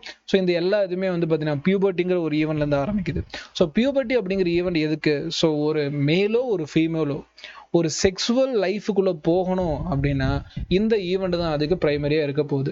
சரி, இப்போ இந்த நம்ம பார்க்குறோம் மேலுக்கு வந்து பார்த்தீங்கன்னா ஸ்பெர்ம் ப்ரொடக்ஷன் ஸ்டார்ட் ஆகிடும் அவங்களோட பியூபர்ட்டி டைம்ல. இப்போ இந்த ஸ்பெர்ம் ப்ரொடக்ஷன் ஆகுதுல ஆண்களுக்கு விந்து வந்து உருவாக்கக்கூடியது அவங்களோட பூப்படைதல் நிகழ்வா நம்ம எடுத்துக்கலாம். சரி, அப்போ ஒரு ஆணுக்கு வந்து பார்த்தீங்கன்னா தோராயமா ஒரு 12 வயசுன்னு வச்சுக்கலாம். 12 வயசுல வந்து அவங்களுக்கு விந்து உருவாக்கம் ஆரம்பிச்சிடும், ஸ்பெர்ம் ப்ரொடக்ஷன் ஸ்டார்ட் ஆகிடும். எப்போ சார் முடியும்? லைஃப் லாங், அவங்க இறக்குற வரைக்கும் இருக்கும். சரியா? இதுக்குன்னு டைம் பீரியட் கிடையாது. அவங்க இறக்குற வரைக்கும் ஸ்பெர்ம் தொடர்ந்து ப்ரொடக்ஷன் ஆகிட்டே இருக்கும், வயசானாலும் அதே தான். பட் ஃபீமேலுக்கு அப்படியா பார்ப்போம். ஒரு பெண்ணுக்கு வந்து பார்த்தீங்கன்னா ஒரு 12லேருந்து 13 வயசுல இருந்து அண்ட உருவாக்கம் ஆரம்பிக்கும். அது எப்படி, என்ன மாதிரி கவுண்ட் நான் போப்போ சொல்லித்தரேன். அந்த அண்ட உருவாக்கம் அப்படிங்கிறது ஒரு 50-52ல வந்து மீனோபாஸ்ன்னு சொல்லிடுவாங்க, ஸ்டாப் ஆகிடும். ஏன்னா அந்த வயசுக்கு மேல ஒரு 50 நான் சொல்றேன் ஆவரேஜா 50 வயசுக்கு மேல அவங்களால குழந்தை பெற்றுக்க முடியாது. இருக்குமா? சில ஆக்சிடென்டல் இருக்கும். ஏன்னா சில இடத்துல ஹியூமன்ஸை பொறுத்த வரைக்கும் நம்ம எந்த விதமே கேரண்டி கார்டு போட்டு சொல்ல முடியாது. 50 வயசுக்கு மேலேயும் வந்து கருத்தரிச்சவங்க இருக்காங்க. பட் தோராயமா 50 வயசு வரைக்கும் தான் ஒரு பெண்ணால வந்து பார்த்தீங்கன்னா கருத்தரிக்க முடியும். பட் ஒரு ஆணால வந்து விந்து உருவாக்குறது வாழ்நாள் ஃபுல்லா இருக்கும். இதுக்கு காரணம் நான் சொல்றேன் என்னென்ன அப்படின்ட்டு. சரி, இப்படிதான் வந்து பார்த்தீங்கன்னா ஒரு லைஃப்ல வந்து அவங்க பியூபர்ட்டி ஆரம்பிச்சு ஒரு குறிப்பிட்ட டைம்ல ஃபீமேலுக்கு எண்ட் ஆகிடும், மேலுக்கு வந்து லைஃப் லாங்கா இருக்கும். சரி, ரைட்டு. இப்போ நம்ம ஃபர்ஸ்ட் ஆரம்பிக்கக்கூடியது மேல் ரீப்ரொடக்ஷன் சிஸ்டம், இனப்பெருக்க மண்டலம். எதை நம்ம பேஸை வச்சு படிக்க போறோம்? விந்தகம்னு சொல்லக்கூடியது. இங்க விந்தகத்துல வந்து பாத்தீங்கன்னா உடலுக்கு வெளியே பந்து போன்ற அமைப்புகள்ல நமக்கு காணப்படும். 2 பந்து போன்ற அமைப்புகள் இருக்கும். ஸோ ஒன்று வந்து நம்ம விந்தகம்னு சொல்றோம், பேர் ஆஃப் டெஸ்டிகள் என்னன்னு சொல்லி பார்ப்போம். அதுக்கு மேல வந்து பாத்தீங்கன்னா இங்க ஒரு புழு மாதிரி இருக்கும். இந்த ஷேப்னா என்ன, இங்க வளைஞ்சிருக்கூடிய ஷேப்னா என்ன, மேல போகக்கூடிய ஷேப்னா என்ன, ஒவ்வொன்றா நடத்துறேன். சரி, ஃபர்ஸ்ட் விஷயம் வந்து பாத்தீங்கன்னா மேல் ரீப்ரொடக்டிவ் சிஸ்டம் எங்க லொக்கேட் ஆயிருக்குன்னு கேட்பான். என்சைடு டயக்ராம் பெல்விக் ரீஜன்ல லொக்கேட் ஆயிருக்கு. எந்த ரீஜன்ல லொக்கேட் ஆயிருக்கு? பெல்விக் ரீஜன்ல லொக்கேட் ஆயிருக்கு. பெல்விக் ரீஜன்னா இடுப்பு பகுதி டோட்டலா நம்ம ரெஃபர் பண்ணலாம். ஸோ அந்த இடுப்பு பகுதியில தான் இங்க மேல் மட்டும் இல்லை ஃபீமேலுக்கு இதே தான் பெல்விக் ரீஜன்ல தான் வந்து நான் மார்க் பண்ணியிருக்கேன் அந்த பெல்விக் ரீஜன். ஸோ பெல்விக் ரீஜன்ல தான் வந்து ஆணோ இல்லை பெண்ணோ அந்த இடத்துல தான் அவங்களுக்கான இனப்பெருக்க உறுப்புகள் அமைஞ்சிருக்கு. ஸோ ரீஜனை பார்த்துக்கணும். சரி, இப்போ என்னென்ன பார்ட்ஸ் நம்ம பார்க்க போறோம் லிசன்மா. இது சரி, ரைட். இது ஆல்ரெடி பர்மனன்ட் மார்க்ல எழுதிட்டேன் போல. சரி, லிசன், அந்த இடத்துல எல்லோ எடுத்துக்கலாமா? ரைட். ஸோ ஆணோட இனப்பெருக்க மன்றத்தில் நம்ம பார்க்கக்கூடியது உடம்புக்கு வெளியே, அப்போ உடம்புக்குள்ள. ஸோ இந்த 2 விஷயத்தை நம்ம செப்பரேட் பண்ணி பார்ப்போம். ஃபீமேல் அந்த மாதிரி எதுவும் பார்க்க முடியாது. ஸோ மேலே பொறுத்த வரைக்கும் இந்த 2 பார்ட்டை நம்ம டிஃபரன்ஷியேட் பண்ணோம். ஃபர்ஸ்ட் பார்ட் வந்து பார்த்தீங்கன்னா ஆண்குறி, பீனஸ்னு சொல்லக்கூடிய பகுதி. ஸோ இந்த இடத்த நம்ம பார்க்குறப்போ ரீப்ரொடக்ஷனுக்கு இது ஹெல்ப்ஃபுல்லாக இருக்குமா? வாய்ப்பே இல்லை. ஸோ இதுக்கு உள்ள இருக்கக்கூடிய இதுக்கு உள்ள பின்னாடி நம்ம பார்க்கணும். இதுவும் உடலுக்கு வெளியே தான் இருக்கு. இது உடலுக்கு வெளியே இருக்கிறதுக்கு ரீசன் இருக்கு, என்ன நான் அப்புறம் சொல்றேன். இந்த இடம் தான் வந்து பார்த்தீங்கன்னா நமக்கு டோட்டலா டெஸ்டிஸ் சொல்லக்கூடியது. ஓகே, இந்த டெஸ்டிஸ் வந்து ஒரு பேக் மாதிரி ஒரு ஸ்ட்ரக்சர்ல மூடி இருக்கும். இந்த டெஸ்டிஸ் பேக் மாதிரி மூடி இருக்கு பாத்தீங்களா, இதுக்கு பேர் ஸ்க்ரோட்டம், விந்து கொள்பை. விந்து கொள்பை டைரக்டா இந்த டயக்ராம் நமக்கு தேவைப்படாது, பட் ஸ்டேட்மெண்ட் படிக்கிறதுக்கு இது தேவை. சரி, ஒரு விந்தகத்தை சூழ்ந்திருக்கக்கூடிய பைக்கு பேரு விந்து பை இல்ல விந்து கொள்பை, இங்கிலீஷ்ல ஸ்க்ரோட்டம். டெஸ்டிஸை கவர் பண்ணிக்கூடிய இடம் ஸ்க்ரோட்டம்னு சொல்லக்கூடியது. இதுல கவனிக்கணும். இப்போ நம்ம எக்ஸ்ரே சிஸ்டத்துல இது நடத்துவேன். எக்ஸ்ரே சிஸ்டத்துல வந்து பாத்தீங்கன்னா ஃபைனலா யூரின் கிரியேட் ஆகி அந்த யூரின் வந்து பாத்தீங்கன்னா மேல் ரீப்ரொடக்டிவ் சிஸ்டத்துல கவனிங்க. ஸோ இந்த மேல் ரீப்ரொடக்டிவ் சிஸ்டத்துல இந்த யூரின் டைரக்டா இந்த ஆண் இனப்பெருக்க உறுப்பு மூலமா வெளியே வந்துடும். Urine point number 1. அடுத்தது இங்க டெஸ்டிஸ் பாத்தீங்கன்னா டெஸ்டிஸ்ல இருந்து ஸ்பெர்ம் ப்ரொடக்ஷன் ஆகும். அது எங்க ஸ்டோர் ஆகும் அப்புறம் சொல்றேன். இந்த ஸ்பெர்ம் உருவாகி என்ன கலர் எடுத்துக்கலாம், அதே எல்லோ கலர் எடுத்துக்கிறேன், கொஞ்சம் பிரைட்டா இருக்கு. இந்த இந்த ஸ்பெர்ம் உருவாகி இந்த இடத்துல வந்து வந்து வந்து வந்து கரெக்டா நீங்க கவனிச்சுன்னா தெரியும் மேல போகும். ஏன்னு அப்புறம் சொல்றேன். மேல போய் சுத்திக்கிட்டு அகைன் இதுவும் அதே இடத்துல தான் கனெக்ட் ஆகும். அப்ப இது மூலமா தான் ஸ்பெர்மும் வெளியே வரும். அப்போ ஆண் இனப்பெருக்க உறுப்பானது எனக்கு எக்ஸ்கிரீஷன் வேலையும் செய்யும், ரீப்ரொடக்ஷன் வேலையும் செய்யும். இந்த எக்ஸ்கிரீஷனும் ரீப்ரொடக்ஷனும் நான் ஆல்ரெடி ஃப்ராக்லையும் சொல்லியிருப்பேன். மேல அதே மாதிரி அதுக்கு ஒரு வேர்டு யூஸ் பண்ணியிருப்பேன். என்ன வேர்டு? அது வந்து கரெக்டா கழிவுப்பொருளை வெளியேற்றக்கூடிய அந்த இடத்துக்கு பேரு. நான் இது ஒரு வேர்டு சொல்லியிருப்பேன். ஆண் இனப்பெருக்கும் பெண் இனப்பெருக்கும் வந்து பாத்தீங்கன்னா ஒரே சரி ஆணுங்கிற பாருங்க, கழிவு நீக்கு மண்டலமும் இனப்பெருக்க மண்டலமும் இப்படி ஒரே இடத்துல ஜாயிண்ட் இருந்துச்சுன்னா ஃப்ராக்ல மேல் ரீப்ரொடக்டிவ் சிஸ்டத்துல எடுத்திருப்பேன். பாருங்க நோட்ஸ் எழுதுனீங்கல்ல, என்ன சொன்னேன்? யூரோ ஜெனட்டல்னு சொல்லியிருப்பேன். ஞாபகம் இருக்கா இல்லையா? ஃபீமேல்னா வெறும் ஜெனட்டல் ஆர்கன் தான், மேல்னா யூரோ ஜெனட்டல்னு சொல்லுவேன். ஏன்னா யூரின் பிளஸ் ஜெனட்டிக் ஆர்கன். ஹியூமன்ஸை பொறுத்த வரைக்கும் யூரோ ஜெனிட்டல் ஆர்கன், அதில் மேல் சொல்கிறேன். மேல் வந்து யூரின் அண்டு ரீப்ரொடக்ஷன் ஆர்கன், இது ரெண்டுமே காமனாக வந்து ஜாயின் பண்ணி ஒரே பார்ட் தான் எடுக்குது. சரி, இந்த ஒரு பாயிண்ட் நம்ம தெரிஞ்சுக்கிட்டோம். மேற்கொண்டு பார்க்கலாம். சரி, இப்போ ஃபீமேல் ரீப்ரொடக்டிவ் சிஸ்டத்தை நம்ம ரெண்டாக பிரித்து பார்ப்போம். ஒன்று பிரைமரி செக்ஸ் ஆர்கன், இன்னொன்று ஆக்சசரி செக்ஸ் ஆர்கன். ரெண்டு விஷயம் பார்ப்போம். அதாவது எனக்கு இப்போ விந்துங்கிறது தான் முக்கியமா, அதை உருவாக்கக்கூடிய முதன்மை வேலையில யார் இருக்காங்களோ அவங்களுக்கு பேர் பிரைமரி செக்ஸ் ஆர்கன்ஸ். இதுக்கு யார் யார் ஹெல்ப் பண்றாங்களோ அவங்களுக்கு பேரு ஆக்சசரி செக்ஸ் ஆர்கன்ஸ், துணை இனப்பெருக்க உறுப்புகள். சரி, நமக்கு யார் இந்த விந்து உருவாக்குறாங்க? டெஸ்டிஸ், விந்தகம்னு சொல்றடைய அந்த பந்து போன்ற அமைப்பு தான் நமக்கு உருவாக்குது. இந்த பக்கம் ஒன்று இருக்கும், அந்த பக்கம் ஒன்று இருக்கும். இந்த பந்து போன்ற அமைப்பு தான் நமக்கு வந்து விந்த உருவாக்குது. அப்ப அது டெஸ்டிஸ் அப்படின்னு நம்ம சொல்றோம். அதுதான் இங்க பிரைமரி செக்ஸ் ஆர்கன் கேட்பான். மேலோட பிரைமரி செக்ஸ் ஆர்கன் டெஸ்டிஸ், ஃபீமேலுக்கு நீங்க ஓவரிஸ்ன்னு சொல்லிட்டு போயிடலாம். அதுக்கு ஹெல்ப் பண்ணக்கூடிய மற்ற எல்லாருமே ஆக்சசரி தான். யாரு? செமினல் வெசிக்கல் காட்டுறேன், ரொம்ப முக்கியமான இடம். ப்ராஸ்டேட் கிளாண்ட், ரொம்ப முக்கியமான இடம். யுரேத்ரா, பீனஸ், பீனஸ்னா ஆண்குறி. இந்த இடத்துல வந்து பாத்தீங்கன்னா இந்த வெளியே அமைப்பு இருக்கக்கூடியது ஃபுல்லாவே பீனஸ். அடுத்தது யுரேத்ரா அப்படிங்கிறது நான் சொல்றேன் சிறுநீர் குழல். அது இந்த டயக்ராம்ல விட அடுத்தது டயக்ராம் கிளியரா காட்டுறேன். ப்ராஸ்டேட் கிளாண்ட், இங்கிலீஷ் தமிழ்லையும் ப்ராஸ்டேட் சுரப்பிதா. செமினல் வெசிக்கல், தமிழ்லையும் செமினல் வெசிக்கல் தான் படிச்சுக்கங்க. வேற ஒரு தமிழ் வார்த்தையும் கொடுக்க வாய்ப்பு இருக்கு, பட் என்னோட சஜஷன் இங்கிலீஷ் வார்த்தை தான் கரெக்டா இருக்கும், செமினல் வெசிக்கல். சரி, இவங்க இல்லாம ஸ்பெர்மோட வளர்ச்சி முழுமையடையாது. இப்போ உதாரணத்துக்கு டெஸ்டிஸ்ல எனக்கு தேவையான மேல் கேமெட் உருவாகுது. அந்த மேல் கேமெட் எனக்கு இன்னும் நல்லா வளரணும்னா இந்த 4 பேரும் தேவை. சரி, என்னென்ன ஒர்க் அப்படின்னு ஒன்றா பார்ப்போம். என்சைட் டயக்ராம் அகைன். இந்த டயக்ராம் என்னென்ன கொடுத்துருக்கேன் அப்படின்னு பார்ப்போம். கணக்கு கவனிங்க, யுரேட்டர்னு சொல்லிட்டு ஒரு விஷயம் இருக்கும். ஏன்னா இது யூரின் கொண்டு வரக்கூடிய இடம். எங்கிருந்துன்னா சிறுநீரகத்தில் உருவாக்கக்கூடிய யூரினை அப்படியே கலெக்ட் பண்ணி இந்த இடத்துல யூரினரி பிளேடுன்னு சொல்லுவாங்க. இந்த மஞ்சள் கலராக இருக்கக்கூடிய இடம் வந்து பார்த்தீங்கன்னா சிறுநீர் சேமிப்பு பை. அந்த இடத்துல சிறுநீர் கொஞ்சம் கொஞ்சமாக சேகரிக்கப்படும். எப்போ வந்து ஒரு டைம் ரீச் பண்ணதோ அது வெளியே வந்துடும். எக்ஸ்கிரீஷன்ல நான் சொல்கிறேன். இது ரொம்ப இதாக இருக்கேம்மா, எழுதிட்டேன். வேற டயக்ராம் எடுத்துக்கிட்டா என்னதுல கொஞ்சமா லைனிங் நான் காட்டணும். Diagrammatic வியூவா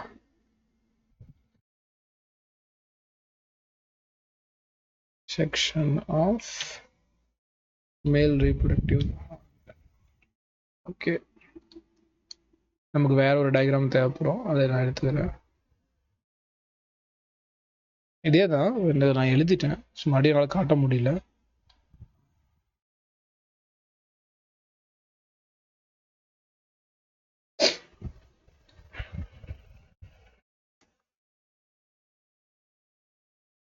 listen. இப்போ வந்து பார்த்தீங்கன்னா நமக்கு இங்கிருந்து மேலே வந்து கிட்னி இருக்கும், சிறுநீரகம். அங்கிருந்து வந்து பார்த்தீங்கன்னா யூரின் கலெக்ட் ஆகி இந்த இடத்துல வந்து ஸ்டோர் ஆகும். எப்போ வந்து ரொம்ப ஹை லெவலில் அட்டென்ட் பண்ணுதோ கவனிக்கானுங்க, கீழே இருந்து அப்படியே வெளியே வரும். கீழே வெளியேறப்போ இங்கே ஒரு ப்ராஸ்டேட் கிளாண்டு பார்க்கலாம். இது என்னென்னு ஃபீச்சர் சொல்கிறேன். சுற்றி பார்த்தா இந்த இடத்துல ஒரு ரவுண்டாக ஒரு ரோஸ் கலர் ஒரு இது பார்க்குறீங்களா, இதுதான் ப்ராஸ்டேட் கிளாண்டு. நல்லா ஞாபகம் வச்சுக்கோங்க, ஃபியூச்சரில் சொல்லித்தரேன். சரி, அந்த ப்ராஸ்டேட் இது வருமா, அந்த சிறுநீர் அந்த அப்படியே கீழே இறங்கி பீனஸ் அட்டென்ட் பண்ணி அந்த பீனஸ்ல இருக்கக்கூடிய இந்த டியூபுக்கு பேர் யுரேத்ரா. இந்த யுரேத்ராங்கிறது சிறுநீரை வெளியேற்றும், அதே மாதிரி விந்தையும் வெளியேற்றும். என்ன நான் அப்புறம் சொல்றேன். சரி, இப்போ யுரேத்ரா யாரை வெளியே அனுப்புது? யூரினை வெளியே அனுப்புது. சரி, அப்படியே கீழே வந்தனா இந்த இடத்துல சின்னதா ஒரு பால் மாதிரி பல்ஜியா ஒரு போர்ஷன் இருக்கும். இதுக்கு பேரு கிளான்ஸ் பீனஸ். கிளாண்ட் பீனஸ் வந்து பாத்தீங்கன்னா கொஞ்சம் சென்சிட்டிவ் ஆர்கன். ஃபீமேல்லையும் நான் ஒரு இடத்த நடத்துவேன் சென்சிட்டிவ் ஆர்கன். அப்போ நான் கேட்பேன் மேலில் வந்து எது வந்து பார்த்தீங்கன்னா சென்சிட்டிவ் ஆர்கன் அப்படின்னு பார்த்தீங்கன்னா ஆண்குறி. கிளான்ஸ்னா தமிழ் எக்ஸாக்ட் நமக்கு கிளாண்ட் இல்லை, இது கிளான்ஸு அப்படின்னா தமிழ் பார்த்தீங்கன்னா செக் பண்ணலாம் இருக்கு. கிளான்ஸ்னா நுனி, அந்த எஜ்ஜு தான் கொடுக்குறான். ஓகே, ஆண்குறி நுனி. ஸோ இந்த இடம் வந்து பார்த்தீங்கன்னா சென்சிட்டிவ் ஆர்கன். ஃபீமேலையும் நடத்துங்க, அங்கேயும் சென்சிட்டிவ் ஆர்கன் இருக்கும். சரி, இதை க்ளோஸ் பண்ணியிருக்க ஒரு ஃபோர் ஸ்கின் இருக்கும். இதை க்ளோஸ் பண்ணியிருக்கிறதுக்கு பேர் ஃபோர் ஸ்கின். இந்த ஃபோர் ஸ்கின் வந்து பார்த்தீங்கன்னா சில ரிலீஜனில் கட் பண்ணிடுவாங்க. ஓகேங்களா, அதை பற்றி நம்ம டெப்த்தாக போக வேணாம், பட் அது ரிலீஜன் ஸோ சொல்கிறதில்ல. ஸோ இந்த ஃபோர் ஸ்கின் கட் பண்ணுறவங்க இருக்காங்க, அது டோட்டலாக வளரவங்களும் இருக்குது. ஸோ ஃபோர் ஸ்கின் அப்படிங்கிறது வந்து பார்த்தீங்கன்னா இதுக்கு மேலே இருக்கக்கூடியது. இந்த சென்சிட்டிவ் ஆர்கனை கவர் பண்ணக்கூடிய இடம் ஃபோர் ஸ்கின். இந்த ஃபோர் ஸ்கின்னை வந்து பார்த்தீங்கன்னா நுனித்தோல்னு சொல்லுவாங்க. இதை கட் பண்ணுறப்போ நமக்கு மெடிக்கல் பெனிஃபிட்ஸ் இருக்குது, நான் இல்லைன்னு சொல்ல. பட் அது இந்த டாபிக் இது கிடையாது, அது நம்ம டீட்டெயிலாக போக போகிறது இல்லை. ஸோ அது எல்லா இதுலேயுமே அப்படியே கட் பண்ணியே ஆகணுமா சார்னா கன்ஃபார்ம் அப்படி தேவையெல்லாம் கிடையாது. ஸோ ஃபோர் ஸ்கின் அப்படிங்கிறது நுனித்தோல். இது வந்து அந்த உணர்ச்சி மிக்க கிளாண்ட் பீனிஸை சுற்றி இருக்கும். சரி, இதில் வந்து நான் யூரினை மட்டும் கவர் பண்ணியிருக்கேன். இப்போ நம்ம ஸ்பெர்மை கவர் பண்ணுவோம். இந்த பாருங்கன்னா இந்த இடத்துல டெஸ்டிஸ். ஸோ டெஸ்டிஸ் வந்து பார்த்தீங்கன்னா இங்கிருந்து ஸ்டார்ட் ஆகி இங்கே போய் இங்கே போய் இங்கே போய் கட் ஆகி அதுக்கப்புறம் மேலே ஏறும். நல்லா பார்த்தீங்கன்னா தெரியும், மேலே ஏறும். ஏறி ஏறி ஏறி ஏறி யூரினரி பிளட் ஒரு சுத்தும் தெரியுதா? யூரினரி பிளட் சுத்தி நடுவில் இந்த பக்கம் பார்த்தீங்கன்னா ஒரு அப்படியே ஒரு சின்னதா ஒரு வால் மாதிரி ஒரு போர்ஷன் தெரியுதா? இதுக்கு பேர் தான் செமினல் வெசிக்கல். இதுக்கு பேர் செமினல் வெசிக்கல். என்ன ஒர்க் பண்ணுது நான் ஃபியூச்சர் சொல்றேன். சரி, அது செமினல் வெசிக்கல்ல இருந்து என்னமோ ஒன்று கிடைக்கும், அது என்ன அப்புறம் சொல்றேன். சரி, இது எப்போ நடக்கும்னா இனப்பெருக்க நேரத்தில். ஓகேங்களா, இன்டர்கோர்ஸ் டைமில் தான் இது நடக்கும். யூரின் மாதிரி வந்து பார்த்தீங்கன்னா எப்பயுமே இது வெளியே வருமா சொன்னா கிடையாது, இது இனப்பெருக்க காலத்தில் மட்டும் வெளியே வரும். ஸோ இனப்பெருக்க காலத்தில் இந்த மாதிரி பார்த்த கடந்து இங்கே வந்தீங்கன்னா தெரியும் யாரோட மிக்ஸ் ஆகுது. ப்ராஸ்டேட் கிளாண்ட்ல வந்து பார்த்தீங்கன்னா இந்த யுரேத்ரா அமைப்போட மிக்ஸ் ஆகுது, தெரியுதா? அகெயின் இதே வழியில வெளியே வரும். ஸோ யுரேத்ரா அப்படிங்கிறது யூரினுக்கும் அதே நேரம் ஸ்பெர்முக்கும் ஒரு காமன் பாத்து. புரியுதா? கிளியரா? ஸ்க்ராட்டம் அப்படிங்கிறத சுற்றி இருக்கக்கூடிய விதைப்பை, உலகத்து பேர் டெஸ்டிஸ், அவ்வளோதான். இன்னும் ஒரே ஒரு ஆளை பற்றி நான் சொல்லணும். இங்கே பாருங்க, குட்டியாக 2 மணி வடிவம் மாதிரி தெரியும், பல்மோ யுரேத்ரல் கிளாண்ட். தமிழே அதே பேர் தான், பல்மோ யுரேத்ரல் சுரப்பி. பேர்லேயே வந்துருச்சு சுரப்பி. என்ன சுரக்கும் அப்படிங்கிறத நான் ஃபியூச்சர் சொல்லித்தரேன். ஸோ இந்த மாதிரி ஆர்கன் பார்த்துக்கணும். முக்கியமாக இந்த 3 ஞாபகம் வச்சுக்க முடியுமா? நான் இங்கே தான் கொஸ்டின் பிளேஸ் பண்ணுவாங்க. Bulbourethral gland, prostate gland, seminal vesicle. ஓகேங்களா, இது 3ஐயும் ஞாபகம் வச்சுக்கோங்க. இதில் தான் நம்ம டாபிக் வரப்போகுது. ஓகே, இப்போ என்சைடில் கூடிய ஒரு பாயிண்ட் கவர் பண்ணுவோம். ஸோ மேல் ரீப்ரொடக்டிவ் சிஸ்டம் எங்கே இருக்கு? பெல்விக் ரீஜனில் இருக்குது, அதில் எந்த ஒரு டவுட்டும் இல்லை. மேல் சிஸ்டத்தில் வந்து பார்த்தீங்கன்னா பார்க்கக்கூடிய main primary sex organ testis. எத்தனை இருக்குது? பேர். அதாவது இந்த பக்கம் 1, right side 1, left side 1. So இந்த டெஸ்டிஸ் விந்தகம் அப்படிங்கிறது 2 இருக்குது. பாயிண்ட் எல்லாம் ஞாபகம் வச்சுக்கணும்.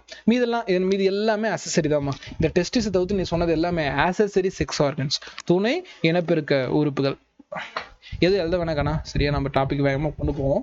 எது எழுத வேணா பிடிஎஃப்ல இருக்கு, தெளிவாக பார்த்தீங்கன்னா அந்த லிசன் பண்ணிங்கன்னா தெரியும், கவனிச்சா மட்டும் போதும். ரைட், கவனிங்க. அடுத்து வந்து பார்த்தீங்கன்னா இந்த டெஸ்டிஸை கவர் பண்ணக்கூடிய இடத்துக்கு பேர் ஸ்க்ராட்டம். அது நம்ம சொல்லியாச்சு, இது என் செல்ல மென்ஷன் பண்ணியிருப்பான்.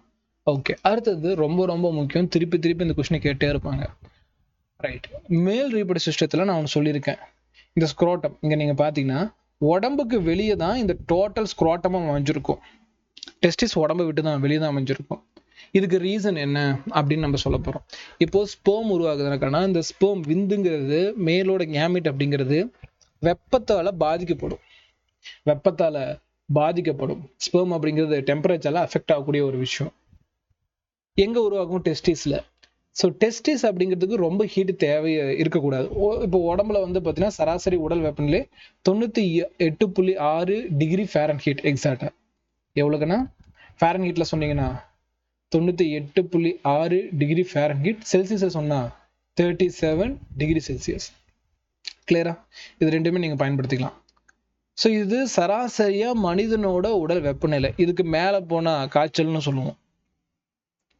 பாயிண்ட் புரியுதா இல்லையா? So average normal body temperature, சராசரியா ஒரு மனிதனோட வெப்பநிலை, ஆணுக்கும் பொண்ணுக்கும் ரெண்டுக்கும் தான்.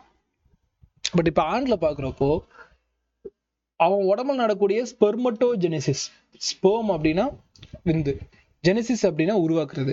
ஸ்பெர்மட்டோஜெனிசிஸ், அவனோட விந்து உருவாக்க டைம்ல ஸ்பெர்மட்டோஜெனிசிஸ் பண்றப்போ டெம்பரேச்சர் ரொம்ப ரொம்ப கம்மியா இருக்கணும் அது உருவாகிற நேரத்துல.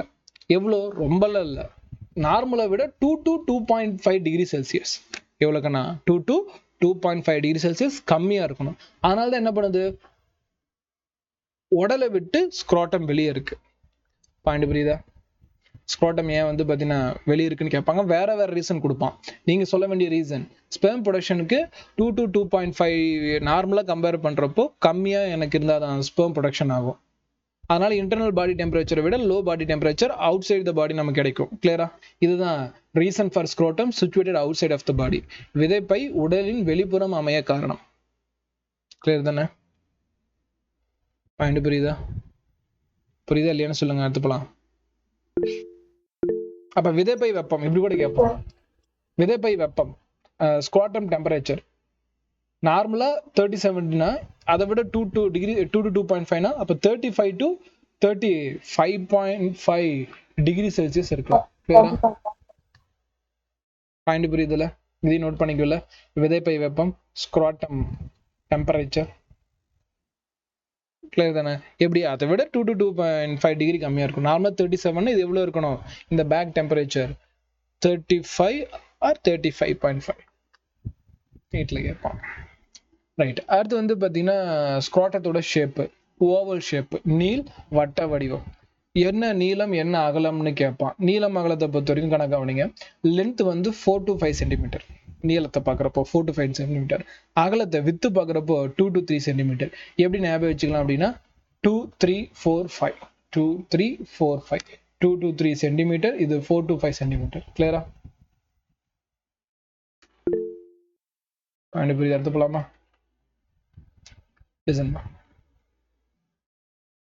டெஸ்டிகுலர் லோபில்ஸ். ஓகே, நடத்தலாம். கவனிமா.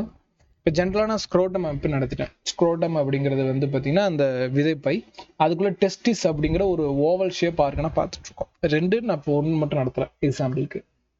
இந்த ஸ்க்ரோட்டத்துக்குள்ள இப்போ இந்த டயக்ராம்ல காட்டுற மாதிரி சில கம்பார்ட்மெண்ட்ஸ் பார்க்க முடியும். கம்பார்ட்மெண்ட் ரயில்வே பெட்டி இருக்கு, அந்த மாதிரி ஏகப்பட்ட ஒரு பெட்டி பெட்டி அமைப்பு இருக்கும். இந்த மாதிரி எனக்கு குட்டி குட்டியா பெட்டி பெட்டியா இருக்கு பாத்தீங்களா, இதுக்கு பேர் தான் லோபியூல்ஸ். டெஸ்டிஸ் இருக்குனால டெஸ்டிகுலர் லோபியூல்ஸ். விந்து கருப்பு கலைகளா? இல்லையே, விந்து சுரப்பு கலைகள் என்ன பேரு தமிழ்ல? டெஸ்டிகுலர் லோபியூல்ஸ், விந்து கருப்பு கலைகளா? அதானே அப்ப எழுதி போட்டிருக்கேன் விந்து கருப்பு கலைகள்னு. மேபி தமிழ்நாடு புக்ல அது இருக்குமோ என்னமோ, பட் புக்ல ஒரு டைம் செக் பண்ணிக்கோங்க. ஓகேங்களா? நான் இப்போ நடத்துனது எனக்கு சரியா ஞாபகமும் இல்லை. விந்து கருப்பை கலைகளா இருக்கும். விந்து கருப்பை, பட் இந்த கருப்பு கலைகள் இருக்கு. ஓகே, நான் புக்ல என்ன இருக்குன்னு பாத்துக்கலாம். சரியா? சரி, கவனிக்குமா. ஸோ இந்த மாதிரி கம்பார்ட்மெண்டா இருக்கிறதுக்கு பேர் தான் டெஸ்டிகுலர் லோபியூல்ஸ். டெஸ்டிகுலர் லோபியூல்ஸ்ம்பாங்க. சரி, இது என்ன அட்வான்டேஜ் இருக்கு, இதுல என்ன இருக்கு அப்படின்னா கவனிங்க. இதுக்குள்ள பாம்பு மாதிரி, மண்புழு மாதிரி இப்படி மடிச்சு மடிச்சு நிறைய ஷேப் பார்க்க முடியும். இந்த இடத்துல ஃபோல்டிங்ல நிறைய ஷேப் பார்க்க முடியும். இன்னர் ஃபோல்டிங்ஸ்ல நிறைய ஷேப் பார்க்க முடியும். இந்த ஃபோல்டிங்கு பேரு செமினிஃபெரல் டியூபிள்ஸ். இந்த ஃபோல்டிங்கு பேரு செமினிஃபெரல் டியூபிள்ஸ். டெஸ்டிகுலர் மடல்கள் தான் கண்ணா, டெஸ்டிகுலர் மடல்கள் தான். அப்படியே படிச்சுங்க, அதான் நல்லது. டெஸ்டிகுலர் மடல்கள் தான். இந்த கம்பார்ட்மெண்ட் மாதிரி இருக்குது டெஸ்டிகுலர் மடல்கள் தான். அதை விடுங்க. இந்த இடத்துல வந்து பாத்தீங்கன்னா இதுல உள்ள மண்புழு மாதிரி மடிஞ்சு இருக்கு பாத்தீங்களா, இதெல்லாம் ஒரு டியூப். இந்த டியூபுக்கு பேரு செமினிஃபெரல் டியூபிள்ஸ். இந்த டியூபுக்கு பேரு செமினிஃபெரல் டியூபிள்ஸ். தமிழ்ல செமினிஃபெரல் குழல்கள்னு சொல்லுவாங்க. பாயிண்ட் புரியுதா? இந்த மாதிரி எத்தனை கம்பார்ட்மெண்ட் இருக்குன்னு கேட்பாங்க. இந்த மாதிரி கம்பார்ட்மெண்ட் ஒரு டெஸ்டிஸ்ல 250 இருக்கும். ஒரு டெஸ்ட்ல 250 இருக்கும். Each testis has about 250 compartment. அதே மாதிரி இதுல ஒரு 215 கம்பார்ட்மெண்ட். அப்போ டோட்டலா 2 டெஸ்டிஸையும் சேர்ந்து கம்பேர் பண்றப்ப ஆவரேஜா ஒரு மேலுக்கு 500 டெஸ்டிகுலர் லோபிள்ஸ் இருக்கும். பாயிண்ட் புரியுதா? அப்ப எவ்வளவு குட்டி குட்டியா லைன் லைனா இருக்குன்னு பாத்துக்கோங்க. இதுக்குள்ள இருக்கக்கூடியது செமினிஃபரல் டியூபிள்ஸ். அப்படின்னா என்ன காட்டுறேன். இங்க இதுதான் கம்பார்ட்மெண்ட். இந்த கம்பார்ட்மெண்ட்டுக்கு பேர் தான் டெஸ்டிகுலர் லோபிள்ஸ். இதுக்குள்ள நிறைய மண்புழு மாதிரி வளைஞ்சிருக்கு பாத்தீங்களா, இதுக்கு பேர் தான் செமினிஃபரல் டியூபிள்ஸ். செமினிஃபரல் டியூபிள்ஸ்ல என்ன மெயின் பாயிண்ட்னா, அது நல்லா காயில் ஆயிருக்கும், நல்லா மடங்கி இருக்கும். இந்த இடத்துல தான் ஸ்பெர்ம் உருவாகும். இப்போ ஒரு டியூபை நான் வெளியே எடுக்கிறேன் அப்படின்னா, இப்படி நீளமா எடுத்தோம்னா இந்த டியூபுக்குள்ள கிராஸ் செக்ஷன் பண்ணி அடுத்ததுல காட்டுறேன். இங்கதான் ஸ்பெர்ம் உற்பத்தி ஆகும். அப்ப ஸ்பெர்ம் ப்ரொடக்ஷன் அப்படிங்கிற இடம் எது? செமினிஃபரல் டியூபிள்ஸ். புரியுதா? எந்த இடத்துல வந்து உருவாகும் அப்படின்னா செமினிஃபரல் குழல்கள்ல உருவாகும். இது நல்லா ஞாபகம் வச்சுக்கணும். சரி, இதுக்கு அடுத்து என்ன பார்ப்போம். விந்து உற்பத்தி ஆகும் இடம் செமினிஃபரல் குழல்கள். ஸோ செமினிஃபரல் எங்கது? Seminiferous tubules in which sperm are produced. So sperm produce ஆகக்கூடிய இடம் இந்த இடம். எப்படி ப்ரொடியூஸ் ஆகுது? அதை கிராஸ் செக்ஷனலாக வெட்டினா இப்படி இருக்கும். இதுதான் அந்த டியூபு. அந்த டியூபை வெளியே எடுத்தீங்கன்னா இப்படி ரவுண்டு கலராக ஒன்று தெரியும். வெட்டினா கிராஸாக வெட்டினா இந்த கிராஸாக வெட்டுற இடத்துல என்னென்ன இருக்கும் அப்படின்னு நம்ம பார்த்துக்கலாம். லைட் பண்ணிக்கலாம். இப்போ இந்த கிராஸ் செக்ஷன் அந்த ரவுண்டாக வெட்டுறதை காட்டுறேன். இந்த டியூப் எடுக்கிறோம், அந்த டியூபுக்குள்ள பார்க்குறோம் உள்ள என்னென்ன இருக்கும் அப்படின்னு பார்த்தோம்னா, அந்த டியூபோட டோட்டல் லைனிங் இந்த இடத்துல பார்க்குறோம். டயக்ராம் இருக்கா?